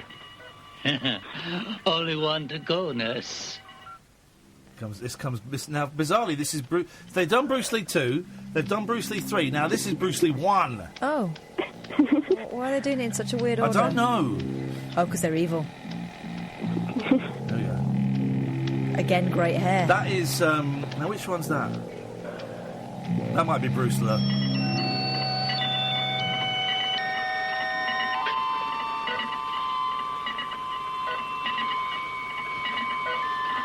What's with the colander on their heads? That's to make them be Bruce Lee. Obviously. He's woken up. You will obey my command. Nobody's mouth goes You will with do their whatever words. I say. Your name is Bruce Lee 1. Start the training. What, sorry? None of their mouths go with their words. It's just a Chinese movie. But he's not speaking Chinese. No, he's probably speaking English. But even that doesn't go with his mouth. They probably changed the script. The whole thing... Sorry, Katie. Oh, sorry. No, I was just going to say, I think he's just forgetting no one else can see it, so we've just heard, like, dial-up noises. Oh, my God, listen to this! So then there's a training thing that comes up, right? Is that Rocky music? Yeah, listen to the music they've nicked! Oh, hang on, I've jumped too far back, hang on. Here we go. This is the music they've nicked. I mean...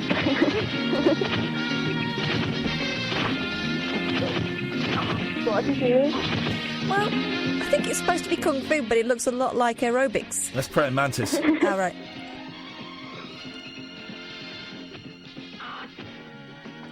Is it animated or what? No, it's real people. It's very animated. It's real people. It's the Clones of Bruce Lee. It's some movie. I've yet to get all the way through it. It's almost as weird as Bruce Lee Fights Back from Beyond the Grave. But that's kind of where my life is at. Wow. As a 45-year-old guy. Okay. So now, now I'm divorced. This is what I can do. This is what it was all building up to. This is what the whole thing was about. Stop watching those Bruce Lee Clones movies. Yeah, get out of here. Anyway, Katie. Yes, go on. So you haven't got Netflix then? I've got Netflix. Oh, God. Katie, there is an alternative, and yet he chooses this. Yeah, I've got Netflix. Yes, mate. Totally got Netflix. I've got Netflix. I've got Prime. Got the BBC. No, I haven't got the BBC. Are you even allowed to say that? I haven't got the BBC. Oh, okay. I don't have a television. For legal reasons. I'm joking, guys. I got all the channels. License or something. Sorry? I said, do you not pay your telly license? Shut up, Katie. That is libel. You shut up. You don't pay your telly license. Of course, I pay my telly license. I'm not James Well, who also pays his telly license, even though he pretends that he doesn't. Is it James Well coming on? I don't pay my television. Yes, you do. He's trying to be idiot. common. He's trying to be common. He's trying to be common, isn't he? Because common people don't pay it. Katie, always nice to talk to you. Lots of love to the baby. 0344 499 1000. This is Talk Radio. Late night conversation worth losing sleep over. The Late Night Alternative with Iain Lee on Talk Radio. We have ways of making you talk. Why the hell is R. Kelly not in prison? Why is he not in prison? We watched 4 out of the 6 episodes of Surviving R. Kelly. It starts. Well, we're watching it on Hooky website, but actually, it does start on a proper British channel next week, and I can't think what channel it is. It's like Crime and Investigation, I think. Actually, is the channel, which is a great channel, by the way. It is a great channel. I do find myself hanging around there quite a lot, but. Why is this not like on like one of the more mainstream channels? Because this is a huge story. So R. Kelly remixed to Ignition, I Believe I Can Fly, and some other songs. Basically, according to this documentary, and he denies it, but picks up girls between the age of 14 and 17, has sex with them, grooms them, urinates on them, keeps them prisoner. Starves them, punishes them, brainwashes them to a certain. They all have to call him daddy. Now, the age of consent, and I think it is important, even though it's still the age of consent is different in different states in America, and in one of the states where I think he's based, the age of consent is 17. Does that mean that in other states it's 18? It couldn't be as high as 21, could it? No, it would have to be 18 in other places. It seems here. The federal law establishes the age of 12 as the minimum age of consent in some places. Sorry, what? Yeah, 12. What? Yeah. Where? Let's see. In America? Uh-huh. No. Mm-hmm. But generally it's... Hang on, is that 12 16, with another 12-year-old or 12 with a 50-year-old? Because that... Hang on. What? Hang on. Anyone else shocked by that? Hang on. That's what it says in... but we're looking... I don't believe that's right. I do not believe it. All right, here we go. Mexican states, a primary age of consent, which may be as low as 12. Well, maybe Trump is right then. Mm-hmm. And Okay. sexual conduct with persons below that age is always illegal. Well... But what about in mainland America? The age of consent in Disneyland. Canada, 16. As of August 2018, each US state has set its age of consent either 16, 17 or 18. Okay.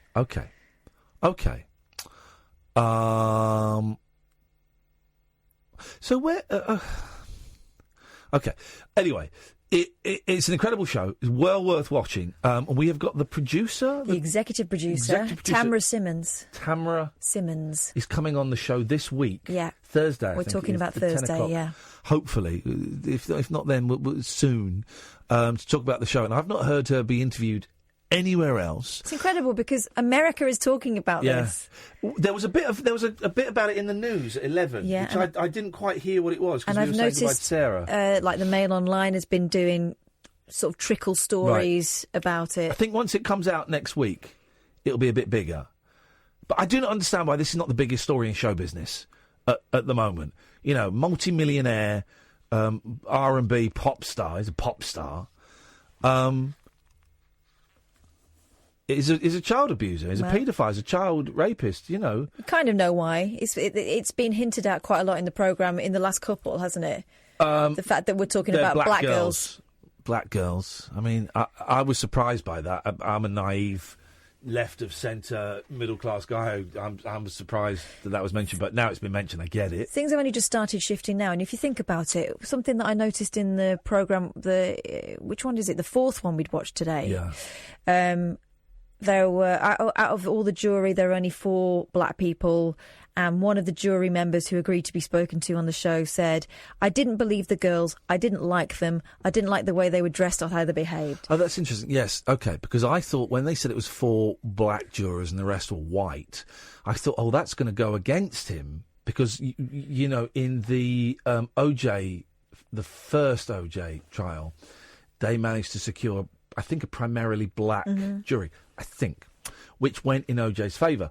But, of course, the victims of R. Kelly are black. Uh-huh. So, yes, potentially having more white faces could prejudice them against the victims. Black girls. And what it felt like to me was... I thought of it like that, right. I didn't like the way they were dressed or how they behaved or how they acted. Kind of reminded me of the sort of crap that led to the girls in Rotherham not being believed. Yeah. Because they weren't squeaky clean, blonde, high school cheerleader types. yeah. They were street girls, scumbags. But actually, they weren't. No, they of were course good. They were babies. They were girls who, were kind weren't of loved anywhere else. Yeah, but in this case, that isn't true, is it? Because there's one where, they are sneaking out and not telling their mum stuff, but 14-year-old girls sometimes do that. They were exploited. You know, there's no way you can be blaming the victims in this. You remember the tape of him urinating on a, was it a 14-year-old, was it a 16-year-old? That's kind of what it hinged on And he says it wasn't him. He says it wasn't him. Also, there was no specific date. They couldn't date the video, which was a huge thing, apparently, that made the case a whole... Well, they couldn't try him for rape, could they? Yeah, they had to try him for pornography. And that course was delayed. That case was delayed for 6 years. But then outside the court, there were lots of female fans, predominantly. I guess perhaps that was edited to show us. But there were lots of female fans and lots of children, including a 14-year-old girl who 2 years later he starts having sex with. One of the girls outside the court who is there to support him. Stop framing R. Kelly. He's a hero. And he kind of clocks her and was like, hey, all right. And then 2 years later, he's having sex with her. The journalist, in particular, one female journalist said you could tell that he was eyeing up the girls who were waiting outside, and it was she was looking around thinking, is anyone else seeing this? Try and find this show. It's incredible. Can you find out exactly where and when it's on? I did give a hooky place where to watch it last week. It's probably only right and fair that we give the legitimate UK channel. Yeah. Because I didn't know it was going to be shown on UK TV. I just think it's a really, really important series. Ever so slightly sensationalist, but I think just on the right side of it. It's told really, really well. Well, it's obviously having an impact in the States, because I'm reading in the Mail online now, R. Kelly's record label puts his music career on hold over new sex abuse allegations and will not put more money behind his projects or release new material. He's made his money. He's never going to sell 1 million records again. No one sells 1 million records. He's made his money. And you can go out and do live shows still. You know, the night the first 2 episodes went out, he went to a club in his hometown and did like a little PA. Not a club. It was a church group, wasn't it, with kids? No, not that. The night the first episode went out, right, not okay. after while the case was going on. No, the first episode. What channel have we Here got? we go. January 3rd. Oh no, it premieres in the USA on January 3rd. So when's it happening here? Just type in "Surviving R. Kelly" UK. Crime and Investigation. Crime and Investigation. February 5th, 10 p.m. Okay, so you got a couple of.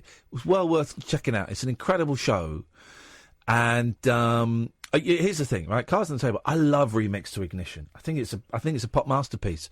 I can't listen to that. I can't play that on the radio. I used to play it at Three Counties on a Friday. Play on a Friday. I can't play that. I can't play that. It's just, I can still play Gary Glitter, right? Because he made that song at the time this was all happening, as a kind of distraction. I do not understand why that dirty bastard isn't in jail. And I really hope that this show, TV sucks, right? TV's lousy. But every now and then, TV will do something that only TV can do. That wouldn't work on radio, wouldn't work in the papers, certainly wouldn't work in a book. Only TV can do it, and it's something like this show. And if this show is what prompts maybe more people to come forward, or that prompts him going to jail. Because there are still people who are frightened of speaking out against him. Yeah. I know John Legend is one of the big names that have done it, but there are loads more who haven't dared to. Yeah. Because he still has influence. Yeah.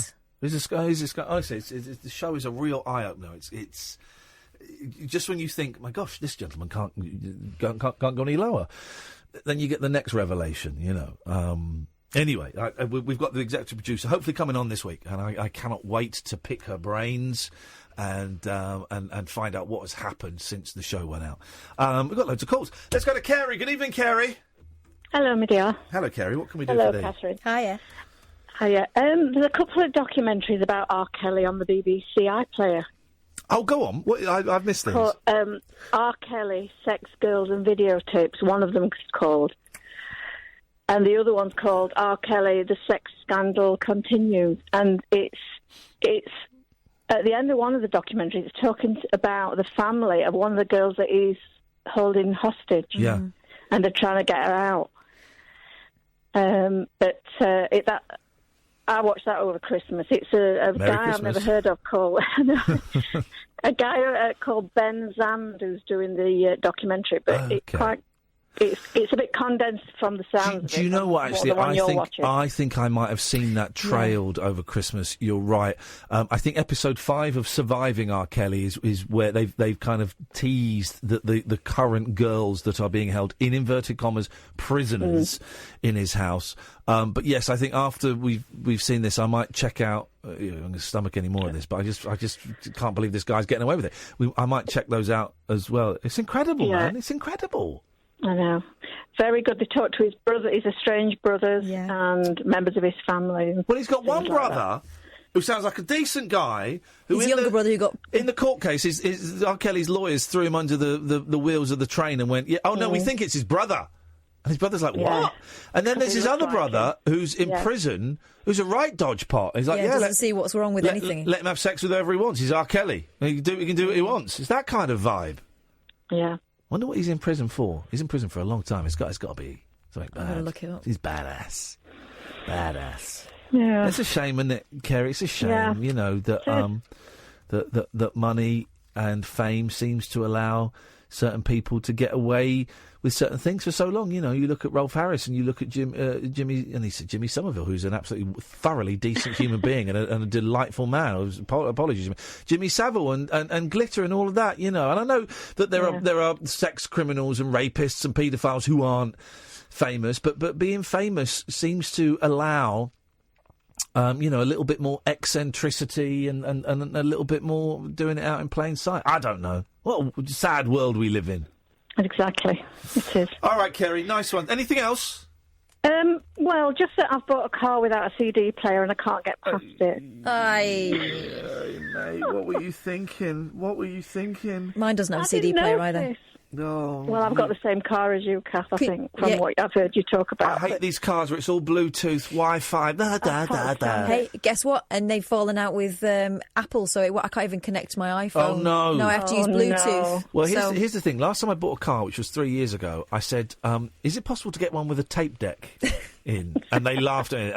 They laughed, and I then had to laugh and go, I'm only joking. I really wanted a tape deck.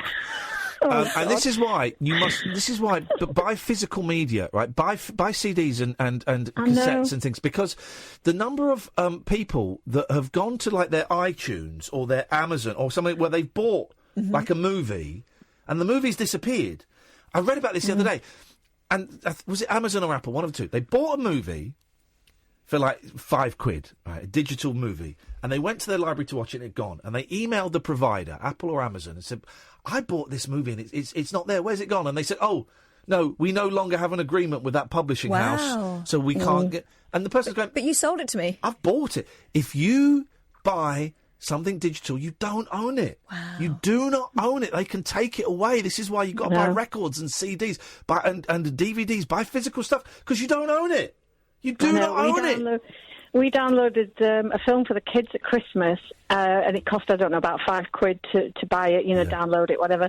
And it's disappeared now. And when I rang Sky, they said, oh, no, it's only for 30 days. Hey! We've got...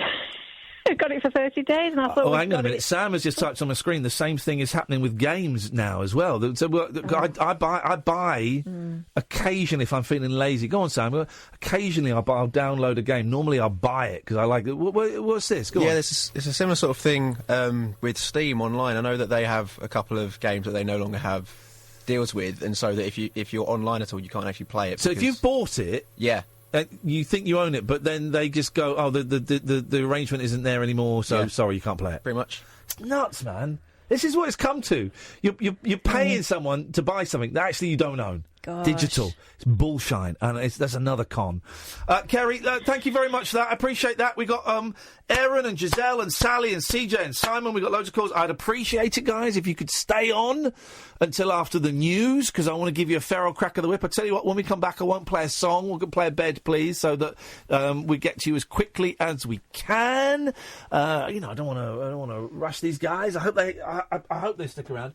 If any of them put the phone down, I'll be judging them. Let's just say that, OK? I'll be judging them. If you want to join them, 0344 499 1000. 0344 499 1000. Just remember, dear listener, Catherine and I will not be here Tuesday night because of Brexit. They're bringing out the big guns. They've got John Nicholson coming in. So they're doing a Brexit show. We will not be part of that because, as you know, Catherine and I are Brexit neutral. In that we do not recognise Brexit in any shape or form. And from 1 o'clock tonight, leave means leave. Yeah, exactly. It means leaving the studio and going home to bed. Separate beds, of course. Let's just clarify that. CJ, put the phone down! Judged! Across the UK, online and on DAB. The wild man of late night radio, Iain Lee. Differently interesting nocturnal emissions from a legend of late night radio. On air and off the leash. The Late Night Alternative with Iain Lee on Talk Radio. We'll get you talking. Shag a pony. Shag a pony. Baby, baby, baby! Sorry, it's supposed to be another one there, but it didn't fire off for some reason. 0 3 4 4 4 Embarrassing, mate. No, it's not embarrassing at all. It happens a lot. You're in. Oh, I see. You're saying well, you know, that's not funny because you know that for a long time I couldn't ejaculate because of the medication. No, you can't stop. Well, I'm off the medication, and correct. You are correct. I told you that in private. It's embarrassing. I am unable to stop ejaculating, and it can just happen at any moment. I have no control over it, but I'm not ashamed of it. I've just no, not again. No. I'm wearing. It's like a sort of homemade Johnny, but they were filling too quickly. So it's like a Tesco's bag. It's basically a crisp packet with an elastic band around it. All right. And when I get home, I empty it out. It's fine. God, what an image. Yeah, exactly. What an image. Frazzles, if you must know. I took knickknacks. I took the frazzles out. Not knickknacks. No, not knickknacks. Let's go to a name I struggle with. Go on, have a go. Take a run up. Okay. Aaron? Yes, bang on. Did I get it right? You did say Aaron first time. Yeah, my natural inclination is to say Aaron, but that's never right. I'm glad you brought me on as well, because you were just on about male ejaculation. That's kind of what I want to talk about, but nothing me personally. Okay, Daffy. A friend. Yes. No, so basically, have you ever heard of this website called Omegle? Yes, I have. That's like one of those chat websites that puts you in touch with random people. Yeah, around the world. And do you want me to do it for you, rub it in? Yes. What did you just say? Do you want me to do it for you, rub it in? No, I'm not interested in that. I actually just want to talk about Brexit to them, see what they think about the country and that. They don't see it too fondly. Okay. But all we've seen is a lot of men ejaculating, so we actually wanted some decent conversation, hence why we thought we'd ring a good friend, Iain, and I'm with my friend, Phil. Say hi, Phil. Hello? Oh. Get out of town, Phil. You're not fit to wipe my ass. Get out of here, Phil. I don't want to talk to you, Phil. You're some scumbag loser. I want to talk to Aaron. I don't even want Phil in the same room as Aaron when I talk to him. Phil is a scumbag. That's because he's from Stoke-on-Trent, that's why. Okay. Finest scumbags you can get. Okay. It sounds like you guys are having a lot of fun. Maybe you smoked a little bit weed. You a bit high tonight? Yeah. Well, we're on radio, so let's just say we've had a fruity fag of variety. Fruity fag, which we don't condone. Of course, this call is being traced. We are triangulating your location, and we are sending your details. All I've got to do is keep you talking for another 60 seconds. Then we'll have the street and down to one of 3 houses, and we'll send this information to the police. Oh, no. So you can expect paranoia going now. You can expect the popo to bust through the door at any moment, Aaron, and kick your ass. And he's hung up. There you go. You see, we get just another 10 seconds and we would have had it. We lost them. Next time. We lost them. Let's go to Giselle. Good evening, Giselle. Oh, Giselle! Yes. Hello. Hello, Giselle. I had... this moves now. I had a text from Wendy Wason about you. Oh, good things? Or... we're saying that she got you tickets for the show that you wanted to go and see.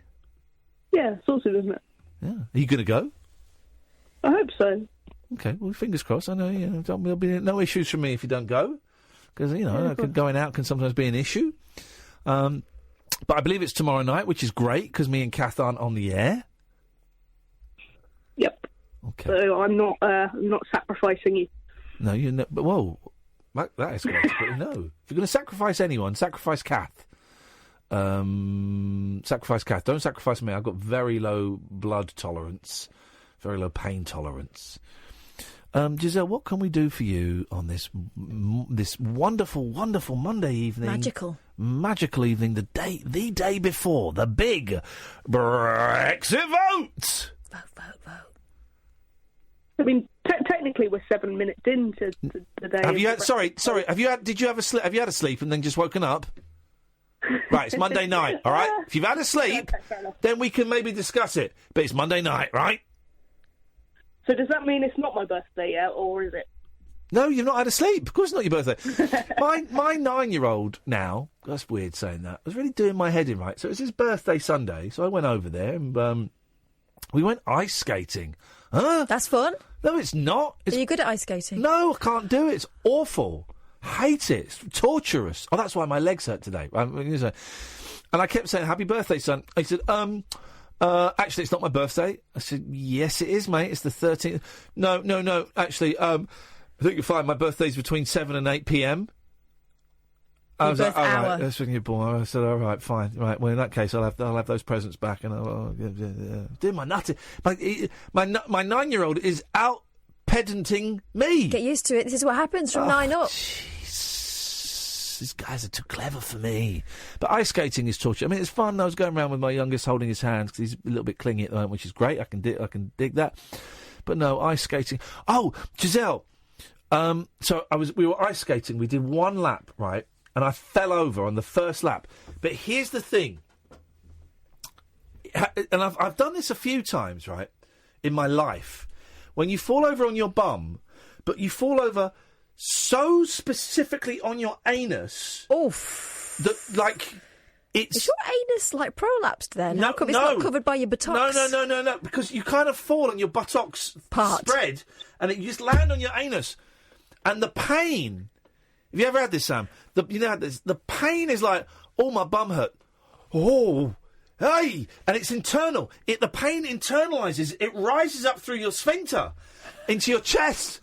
And I had to say to my youngest, Daddy has to go to the bathroom, to the toilet. And he said, I need to go to the toilet. I said, no. I've got to go on my own and sort myself out. I was in so much pain. I had to walk it off in the end. I walked it off. How'd you deal with it? You just kind of got to, get air on it.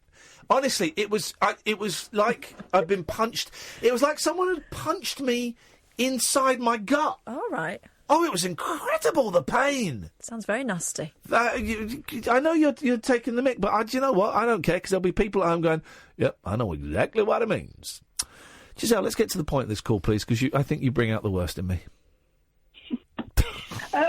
Just mental health one, really. Yeah, I'm just really...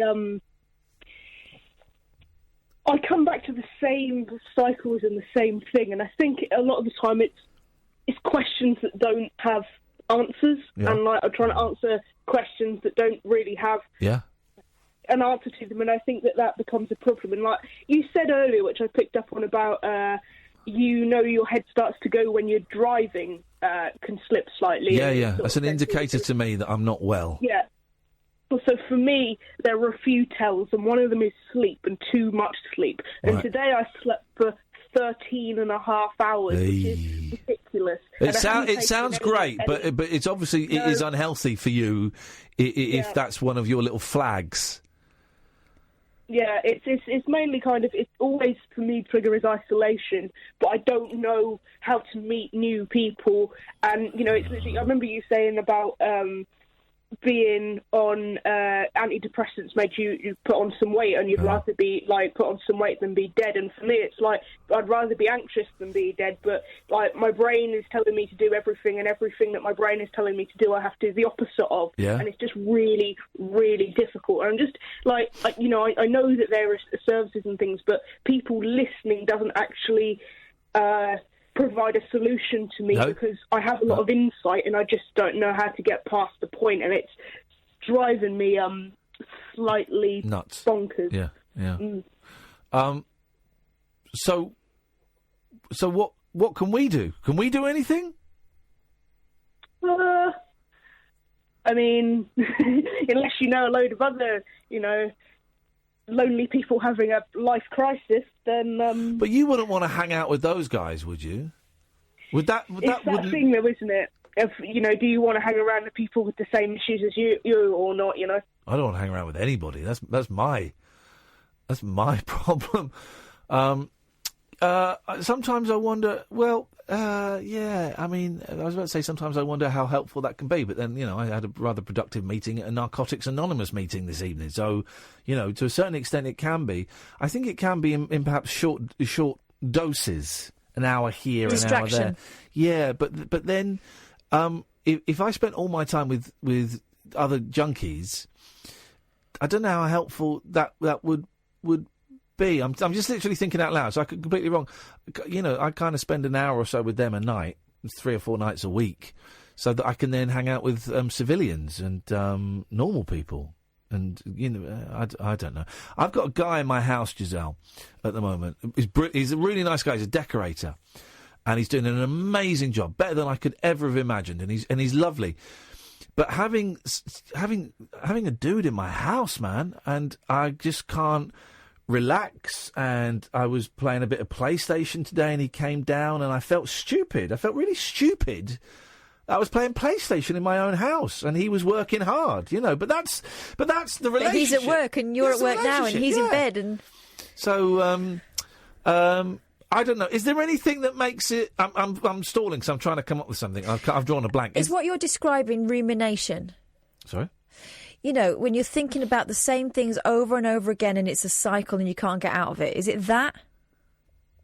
It's partly rumination, yeah, it's partly that, but it tends to, so with me and depression, because I'm used to anxiety, although it's not particularly, any more pleasant, I'm very used to it because it's been lifelong, but with depression, it's often reactive, and I noticed I fell out with somebody last week, which is why I had a fruity fag on Friday when I shouldn't have done. And it by the way, that's a great description for drug cigarette, fruity fag. There we go. We've got our own terminology.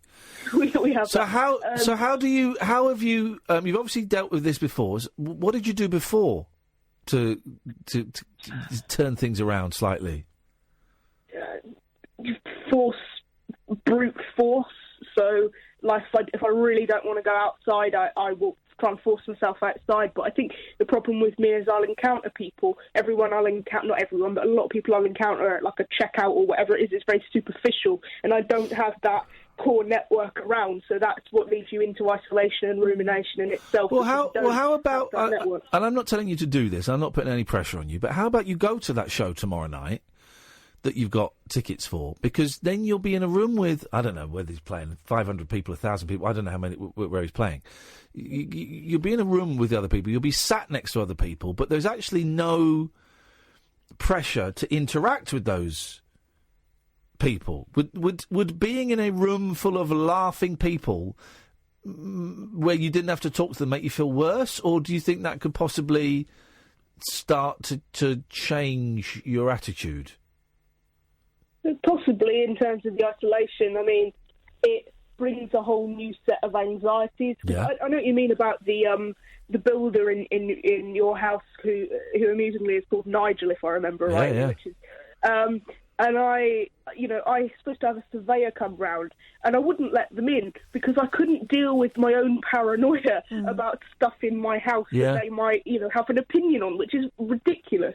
But in terms of that it's the anxiety of feeling kind of trapped. And obviously, at a comedy gig, if you get up, then the comedian's going to notice you. Oh, yes. It's something to overcome, really. I've done it before, and I've also been with people before, and they're both, a different set of challenges. So I just think that, perhaps there isn't an answer to this, because there's nothing obvious I can grasp that, but it's just, I don't know, trial and error, exposure. It's just not particularly fun. Don't have any more fruity fags, man, because it sounds like it sends you into a little spiral. It sounds like a good idea, but then I get the impression that it kind of knocks you off kilter for a bit. Possibly. You might well be right, yeah. There we go. I'm a very, very... Catherine will back me up on this. I'm a very wise man. Oh, and the humblest. Thank you. I'm the most humble guy I know. Giselle, thank you very much. Give us a call Wednesday. Let us know how things are. 0344 499 1000. Sally, stay there, because everybody else bailed out. You're coming up next. The Late Night Alternative with Iain Lee on Talk Radio. We'll get you talking. 0344 499 1000. Ollie says, Ian, if you are continually producing ejaculate, you may actually have an STD, and it may be penile discharge you experience. God. Please get yourself checked for safety. Okay, thanks very much. And Ollie, may I just suggest that you perhaps go and get some Billy Connolly DVDs and get yourself checked for a sense of humour, you jerk. Let's go to Sally. Good evening, Sally. Hello, sorry. I'm just taking a tablet. Sorry. What is this? We've got fruity fags, we've got ecstasy takers. What Is the hell is anyone going on? straight listening to this show? Wowzers. No, just some citalopram, so...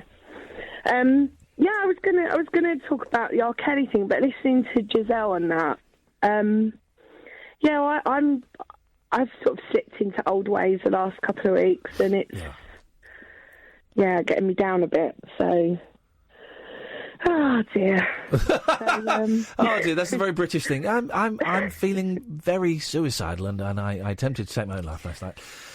Oh dear. Well, what shall I do? Well, but what could his step one is you've recognised it.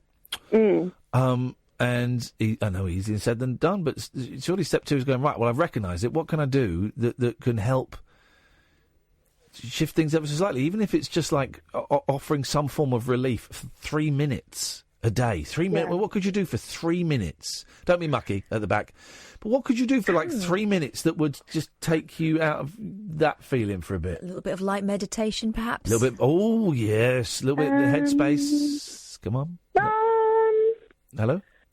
Yeah, JFK, I think. I might put a documentary on in a bit or something. Well, yeah, watch a brutal murder. That I always think makes your me feel better. obsession of watching a man having his head blown off by one lone gunman in a library. No. It's a book depository means a library. I think your obsession with watching Lee Harvey Oswald murder John Fitzpatrick Kennedy. Is that his name? Fitzgerald. Fitzgerald, yeah. Fitzgerald. I think your obsession with the murderer Lee Harvey Oswald, who killed JFK, I think that is perhaps what's driving you bonkers. No. That's a no. No, then. No, I just enjoy it. I don't know why. It's just a thing. I know why. Why? Because you enjoy the studious element of it and the feeling that maybe you could see something that other people are missing. No. No, hang on, she's not said that yet.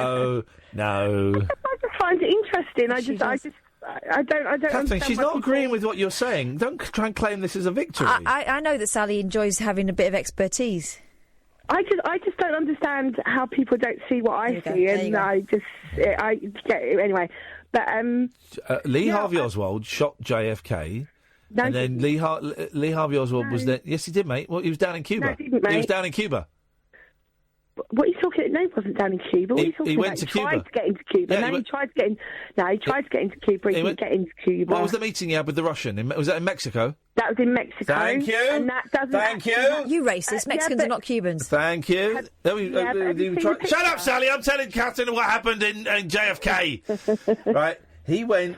He was a communist anarchist. Communist. No. Yes. Excuse me. That's how they painted him, innit, Sally? Excuse me. Yeah, that is. Yeah. He was a communist anarchist, and then good old American Jack Ruby wasn't gonna wait for the legal system. He's like, I've had enough of this. What, Jack Ruby? He used to work for Al Capone. Yeah, that gangster. He was a good down to earth American. He didn't pay his taxes, but above that. But anyway, so Jack Ruby, just an honest, hard-working nightclub guy, was furious that his president had been brutally murdered by this one man. This, you could call it, I guess, think of a phrase of one shooter, lone gunman. And he took it upon himself to speed up the American justice system, which we know is painfully slow. And Jack Ruby did the work, saved millions of dollars, and saved the work of the American legal system, and took that guy out.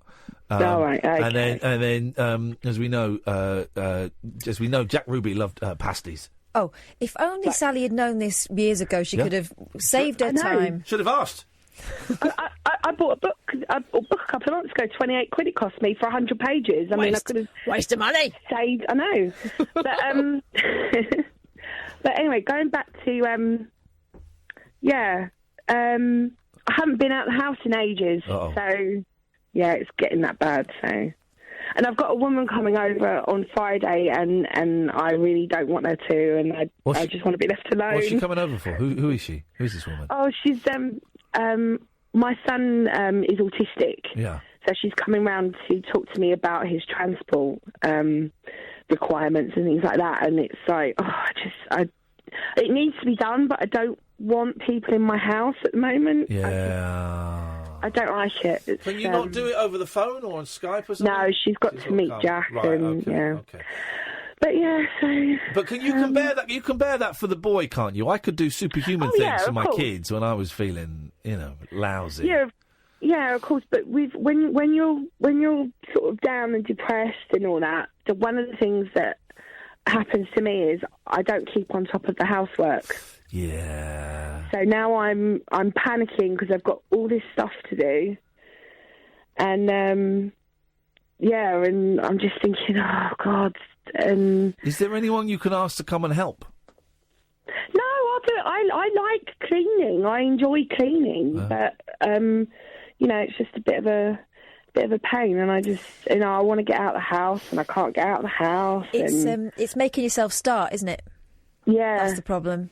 Yeah, and I haven't been out for a while, and I'm desperate to get out, and I don't want to be in the house, and yeah, it's just a bit of a pain, and I'm just thinking a bit. Yeah. Have you got, and this may be a stupid suggestion, but I'll say it because, why not? Have you got a pair of headphones?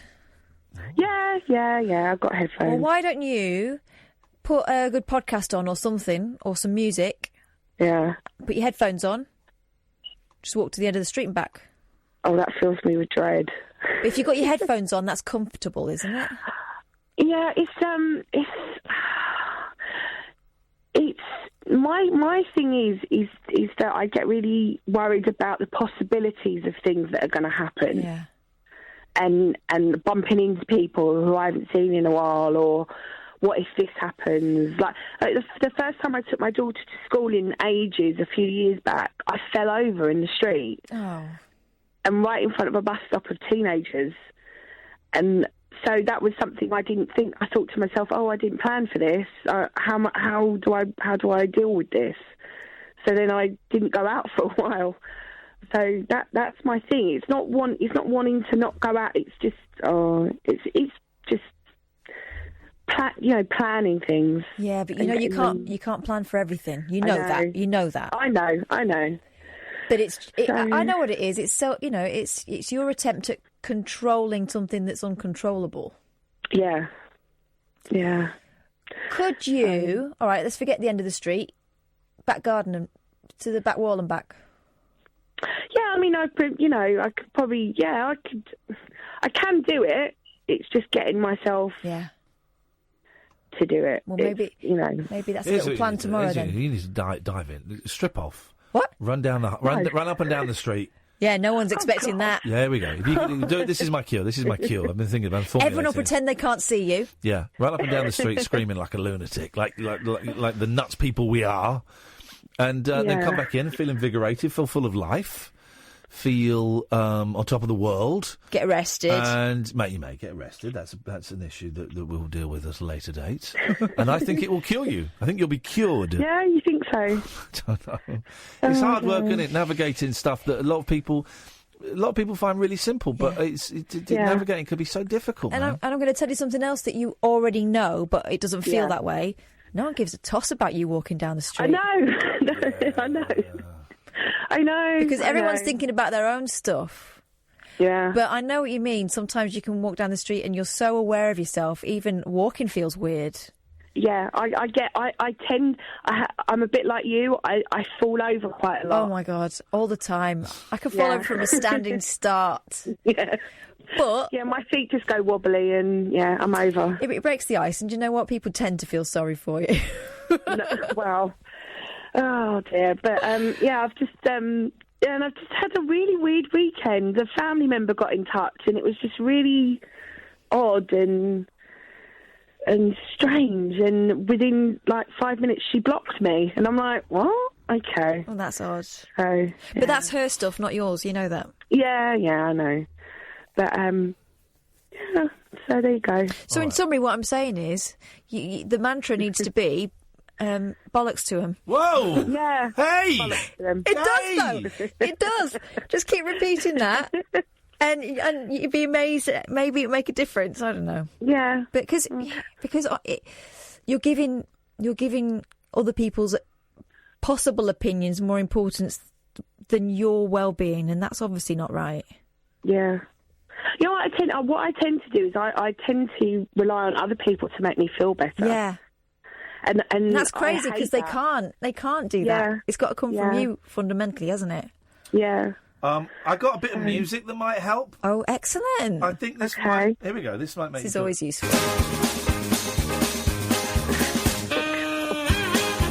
In case you take up my advice of running up and down the street, this is.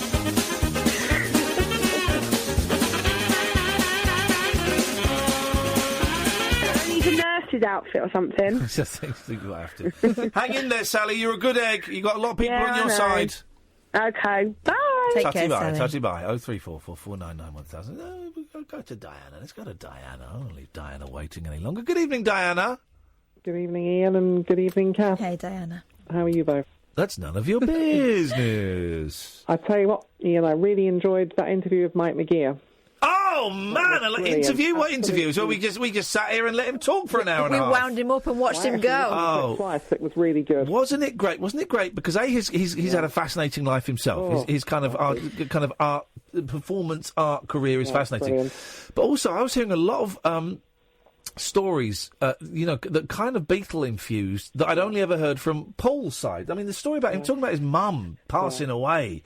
Wow, and she inspired Let It Be and so many songs and was such an integral part of Paul that to actually hear it from someone who was there, I've just read about it, to hear it and to hear it. Get him in again. Oh man, he's coming in again, definitely. But to hear it from such a personal, it's almost his mum died. And I'm so pleased when you mentioned Vivian Stanchel. Well, yeah, I think we'll focus on that a bit more next time he comes in. But he's going to come in. He's certainly going to come on again. Okay. I think when the CD comes out, I think is April. And next time he's in London, he knows he's got an open invitation to come in. And there's, we barely scratched the. I mean, what a story! He tapped Jimi Hendrix on the knee to cue him in.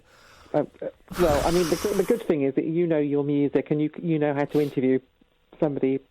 You know what I mean about rock and roll. Well, it's and that makes such a difference. It's we Kath and I have a rule. We only get people in that we really like, and I was, I've been kind of. He messages me, DMs me on when I was on Twitter. I'll be back on Twitter, guys. I saw Vivian Stanchel live in concert. Shut the front door! In no. Gloucester Guildhall. I was about 17, and he was I'll never be anybody like him again. I think he was probably like that all the time. Well, yeah, I think he was. What was he doing? Was he doing? It's a lot. It's in the 1990s. This would be, so it's probably about 1994, 91, something like that. Yeah. It was when he was living on that boat in Bristol, I think, and he was doing poems and songs and bits from Sir Henry at Rawlinson End, and he was just doing what I think he usually did. And I think he had a band with him.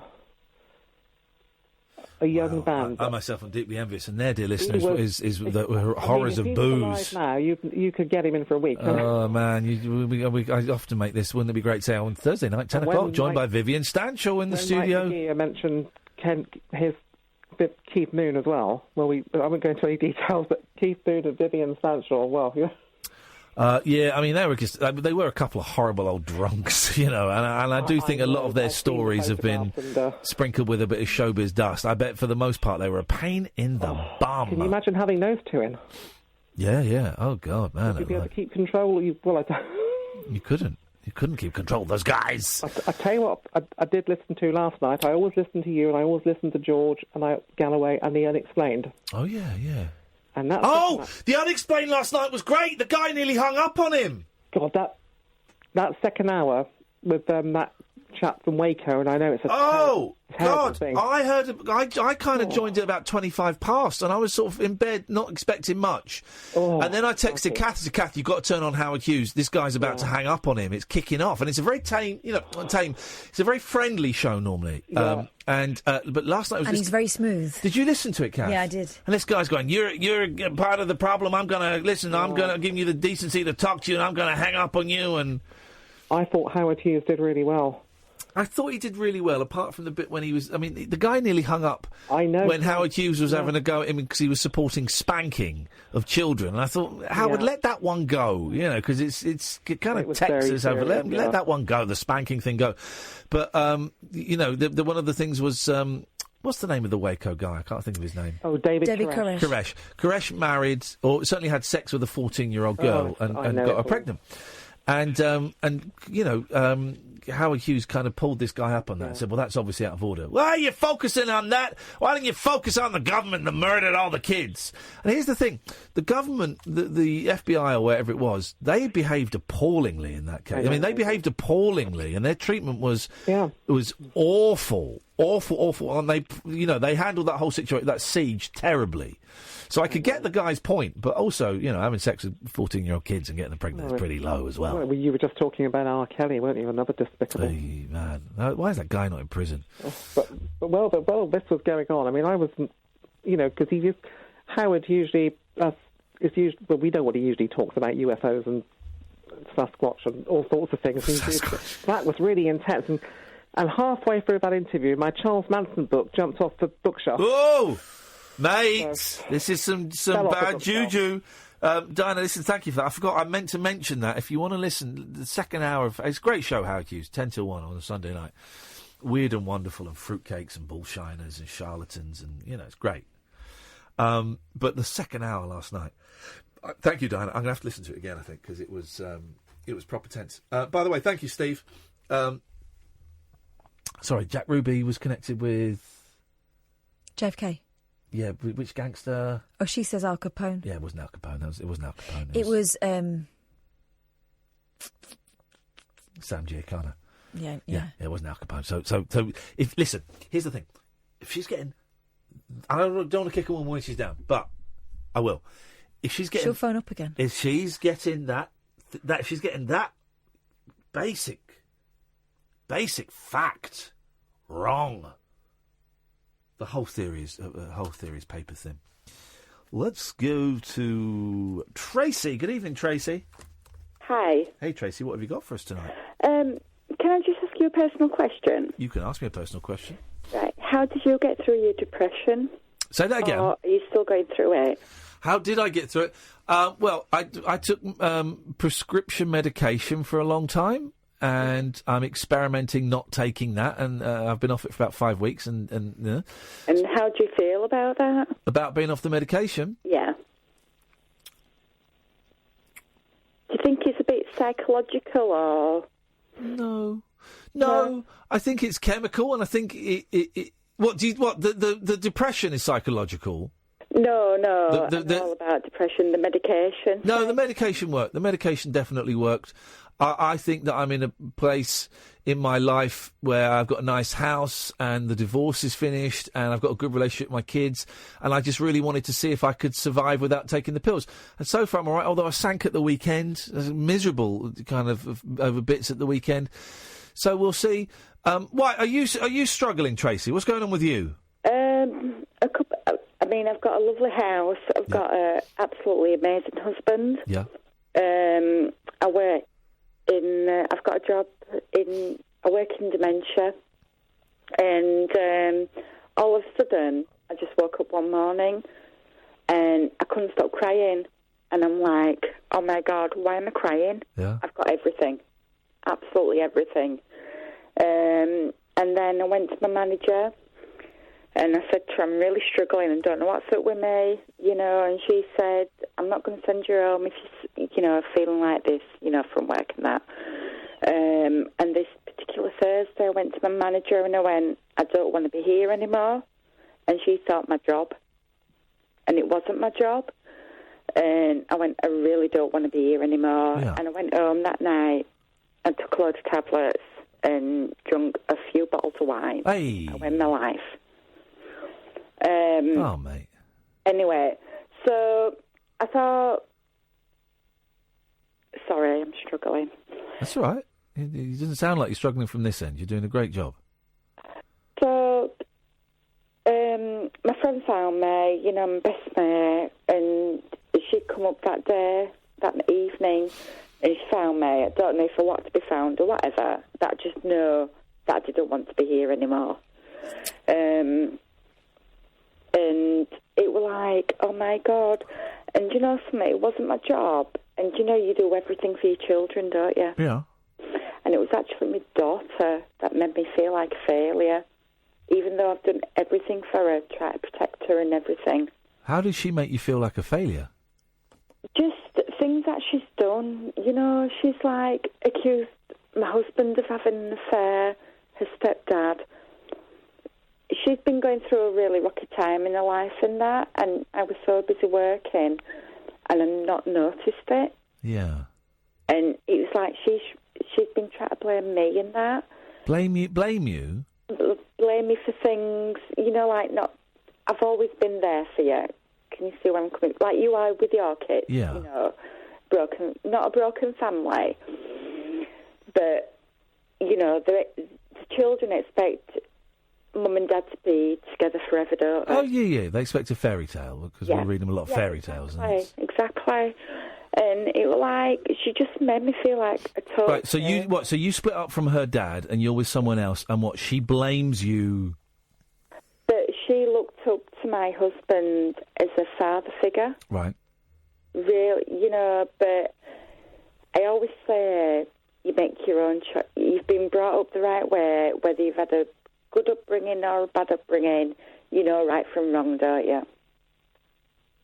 Yeah. Am I right? I guess so. I'm not. I've had a really crap upbringing. Yeah. But I know right from wrong. Right. Okay. But that's how she made me feel, you know. But for her to accuse my husband of an affair... Is he having an affair? No, is he chuff? Is he chuff? Yeah. Is he chuff? Is he chuff? How old is your daughter? My daughter's now 21. Okay, so she's a grown woman. Oh, she's like a child. Right. Mm. Does she live with you? No, she moved to Newcastle. She had a baby. She had my granddaughter Yeah. at a very young age, but she got pregnant on purpose because my son and his fiancée were having a baby, so I don't know if it was a competition thing or whatever. Oh. Yeah. Gosh. Yeah. Have you spoken? Have you spoken to the doctor? I've been to counselling. I've been to somewhere called Insight. Absolutely amazing. Yeah. If it worked for them and it worked for my husband, I wouldn't be here now. Yeah. You know, but it's like I've took myself off these tablets now. Hang on, what tablets? It's Tralpran. Okay. Why did you take yourself off them? I've been through so much in my life, and I've always coped and managed. Yeah. And it's like it's come to a time now where it's like, you know, maybe it's a psychological thing. Yeah. Supposing you had cancer, would you take yourself off the drugs for that? Going there, don't even go there. But if you were, you would. I would, yeah. Wow. I hope you have. I realise that perhaps you have had cancer, and I'm not saying that in any way to upset you. I'm just trying to make the equivalence of if you had a physical illness and the doctor gave you medicine, it would kind of be churlish. Yeah, in my line of work, the job that I do, I absolutely love. I work with dementia. Yeah. And I see people suffering every day, and they get pumped with tablets. And I just think... But that's different for elderly people with dementia who sometimes you look at them and you think, oh, you know what, maybe you've had your time and us pumping you full of pills is prolonging a suffering.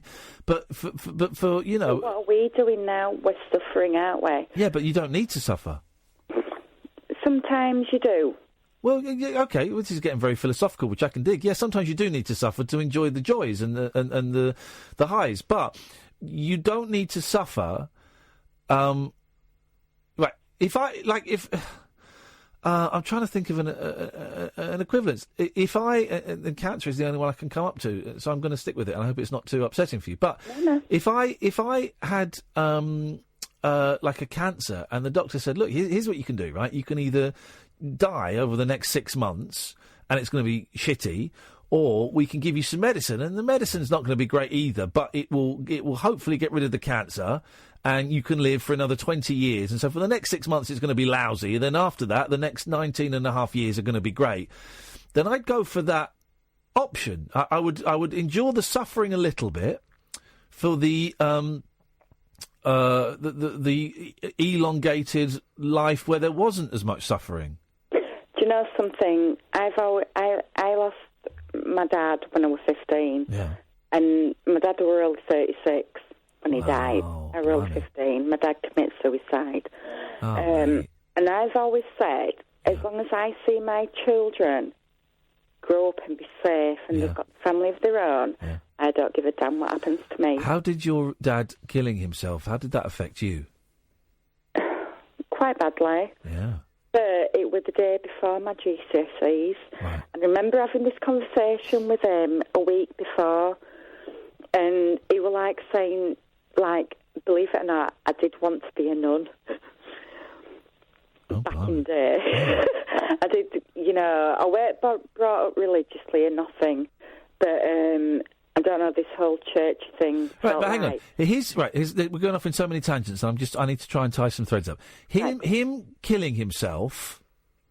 Yeah. Did that have a positive effect on you, a negative effect on you, or no effect on you? Well, can I just tell you something now? Yeah. Right. So, this conversation we had with my dad, and I wanted to be known, and then he said to me, a week before he died, Tracy, what do you really want to do? Yeah. And I went, I really want to be a teacher, Dad. You know, quite intelligent, blah, blah, blah. And he went, right. He turned around to me and went, right, you stay on at school so I can claim your family allowance. I don't understand the story. Anyway. Right, but listen. After my dad died. Yes.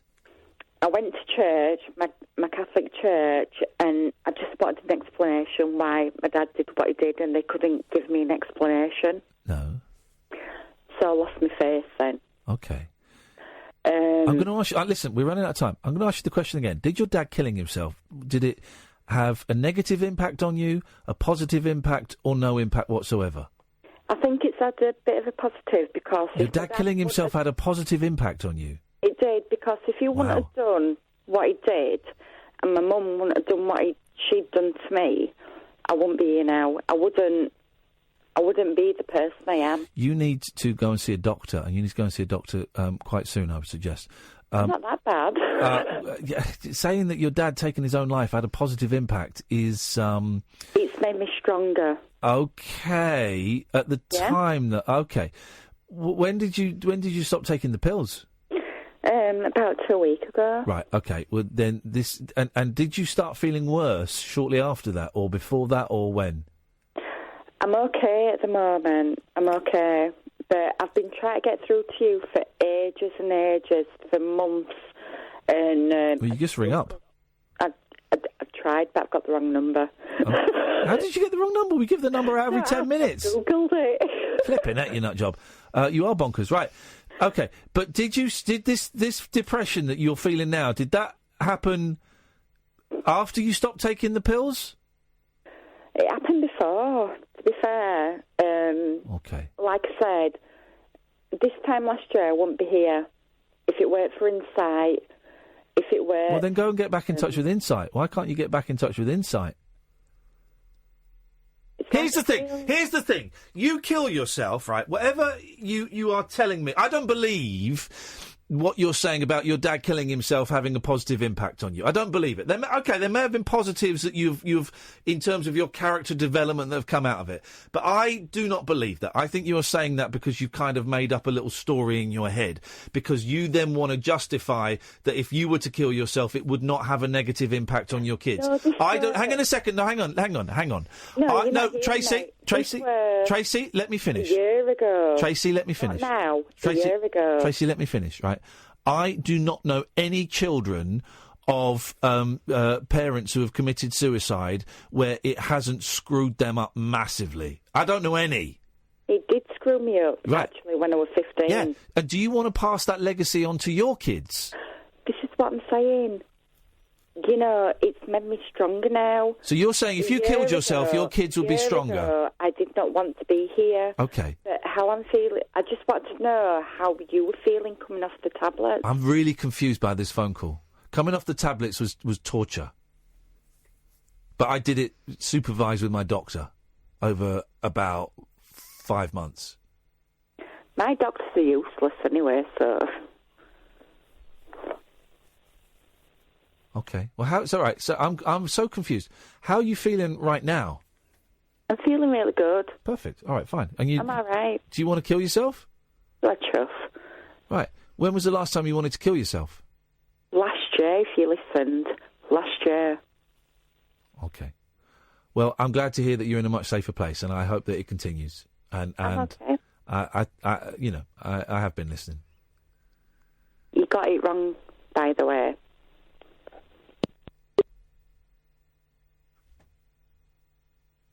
And she hung up. I have no idea what just happened there. I feel very uncomfortable. What I heard was someone telling us she's fine and not sounding fine. Not really. Tracy, hang in there. It's left me with an uncomfortable taste in my mouth, but that's my issue. That's not your issue, Tracy. You're very welcome to call up again at any time. Of course you are. I'm not. There's a few things in there that don't quite ring true. They're trying to get through for months. I don't know about that. But thank you for the call. And we'll take a quick break. The Late Night Alternative with Iain Lee on Talk Radio. We'll get you talking. Gosh, what a strange vibe after that call. But the vibe has been lifted. Or made even stranger. Good morning, you two. I said it's your fare, and I mean it. Whatever they pay you guys, it ain't enough. If indeed they do pay you, and it's not a condition of bail the way it is with me. Paul Ross is here. Good. We were just saying you didn't hear the Howard Hughes Waco hour last night. No, though I have heard a radio documentary about that, and I've heard the chap that Howard had on interviewed. So this is a guy that was part of was part of the Branch Davidians, or whatever they're called this week. And he was there for. But it was obviously horrific in there. Yeah. Well, the FBI handled it appallingly. Yeah. But Koresh was a nut job who was having sex with kids. You know, yeah. If you get a chance, I will do. I'll listen again because Howard's show is great, and I love it. He's very non-judgmental and stuff. But no, it's a great listen. Well, we were just saying, Kath was saying that his show is not very. He likes to avoid confrontation. I think to the detriment sometimes. Where he draws people out sometimes, doesn't he? But that guy was just so grumpy. That guy was incredible. It was it's so worth a listen. Paul Ross. Well, what's happening after? It snuck up on us. My producer John Hearn has reminded me that this show is our first anniversary, date-wise. Oh wow! Been on the air. Been on the air a year. So and the first anniversary, if you're lucky enough to be married, is the paper anniversary. Yeah.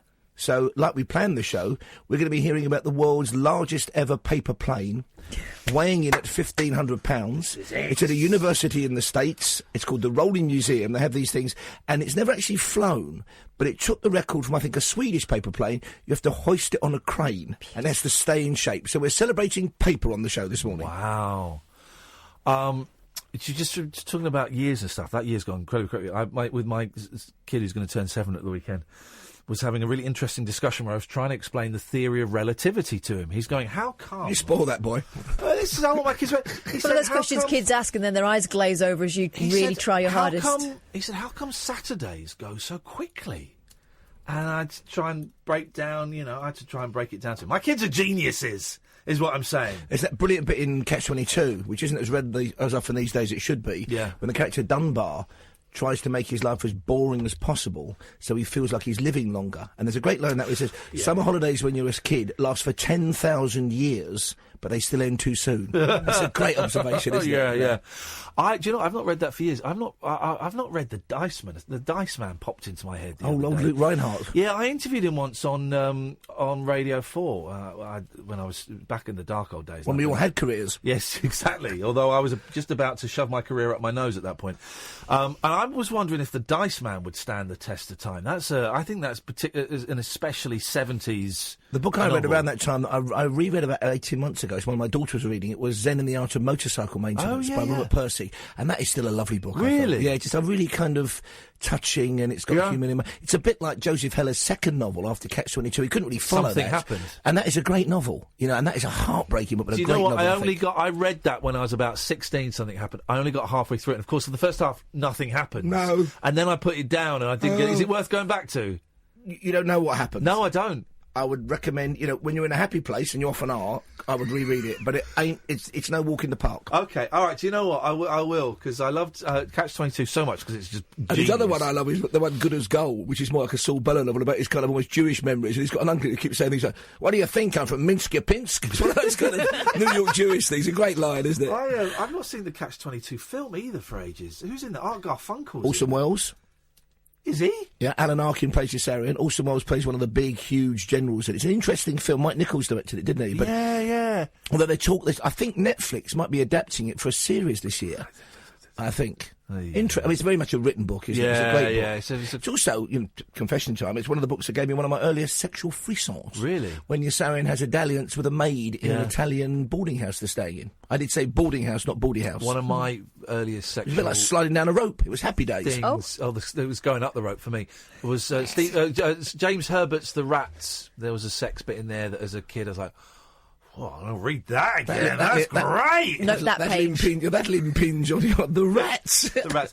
Anything else? Yes, we're going to Mozambique. We're going to Mozambique to find out. Interesting story. This elephants seem to be evolving, being born and not developing fully formed tusks. Oh. And this has only happened over the past 60, 70 years. Stop them getting chopped off. Because, of course, the ones that don't get poached and don't get hunted. So it's a quite quick, they're breeding from elephants that haven't had fully formed tusks anyway.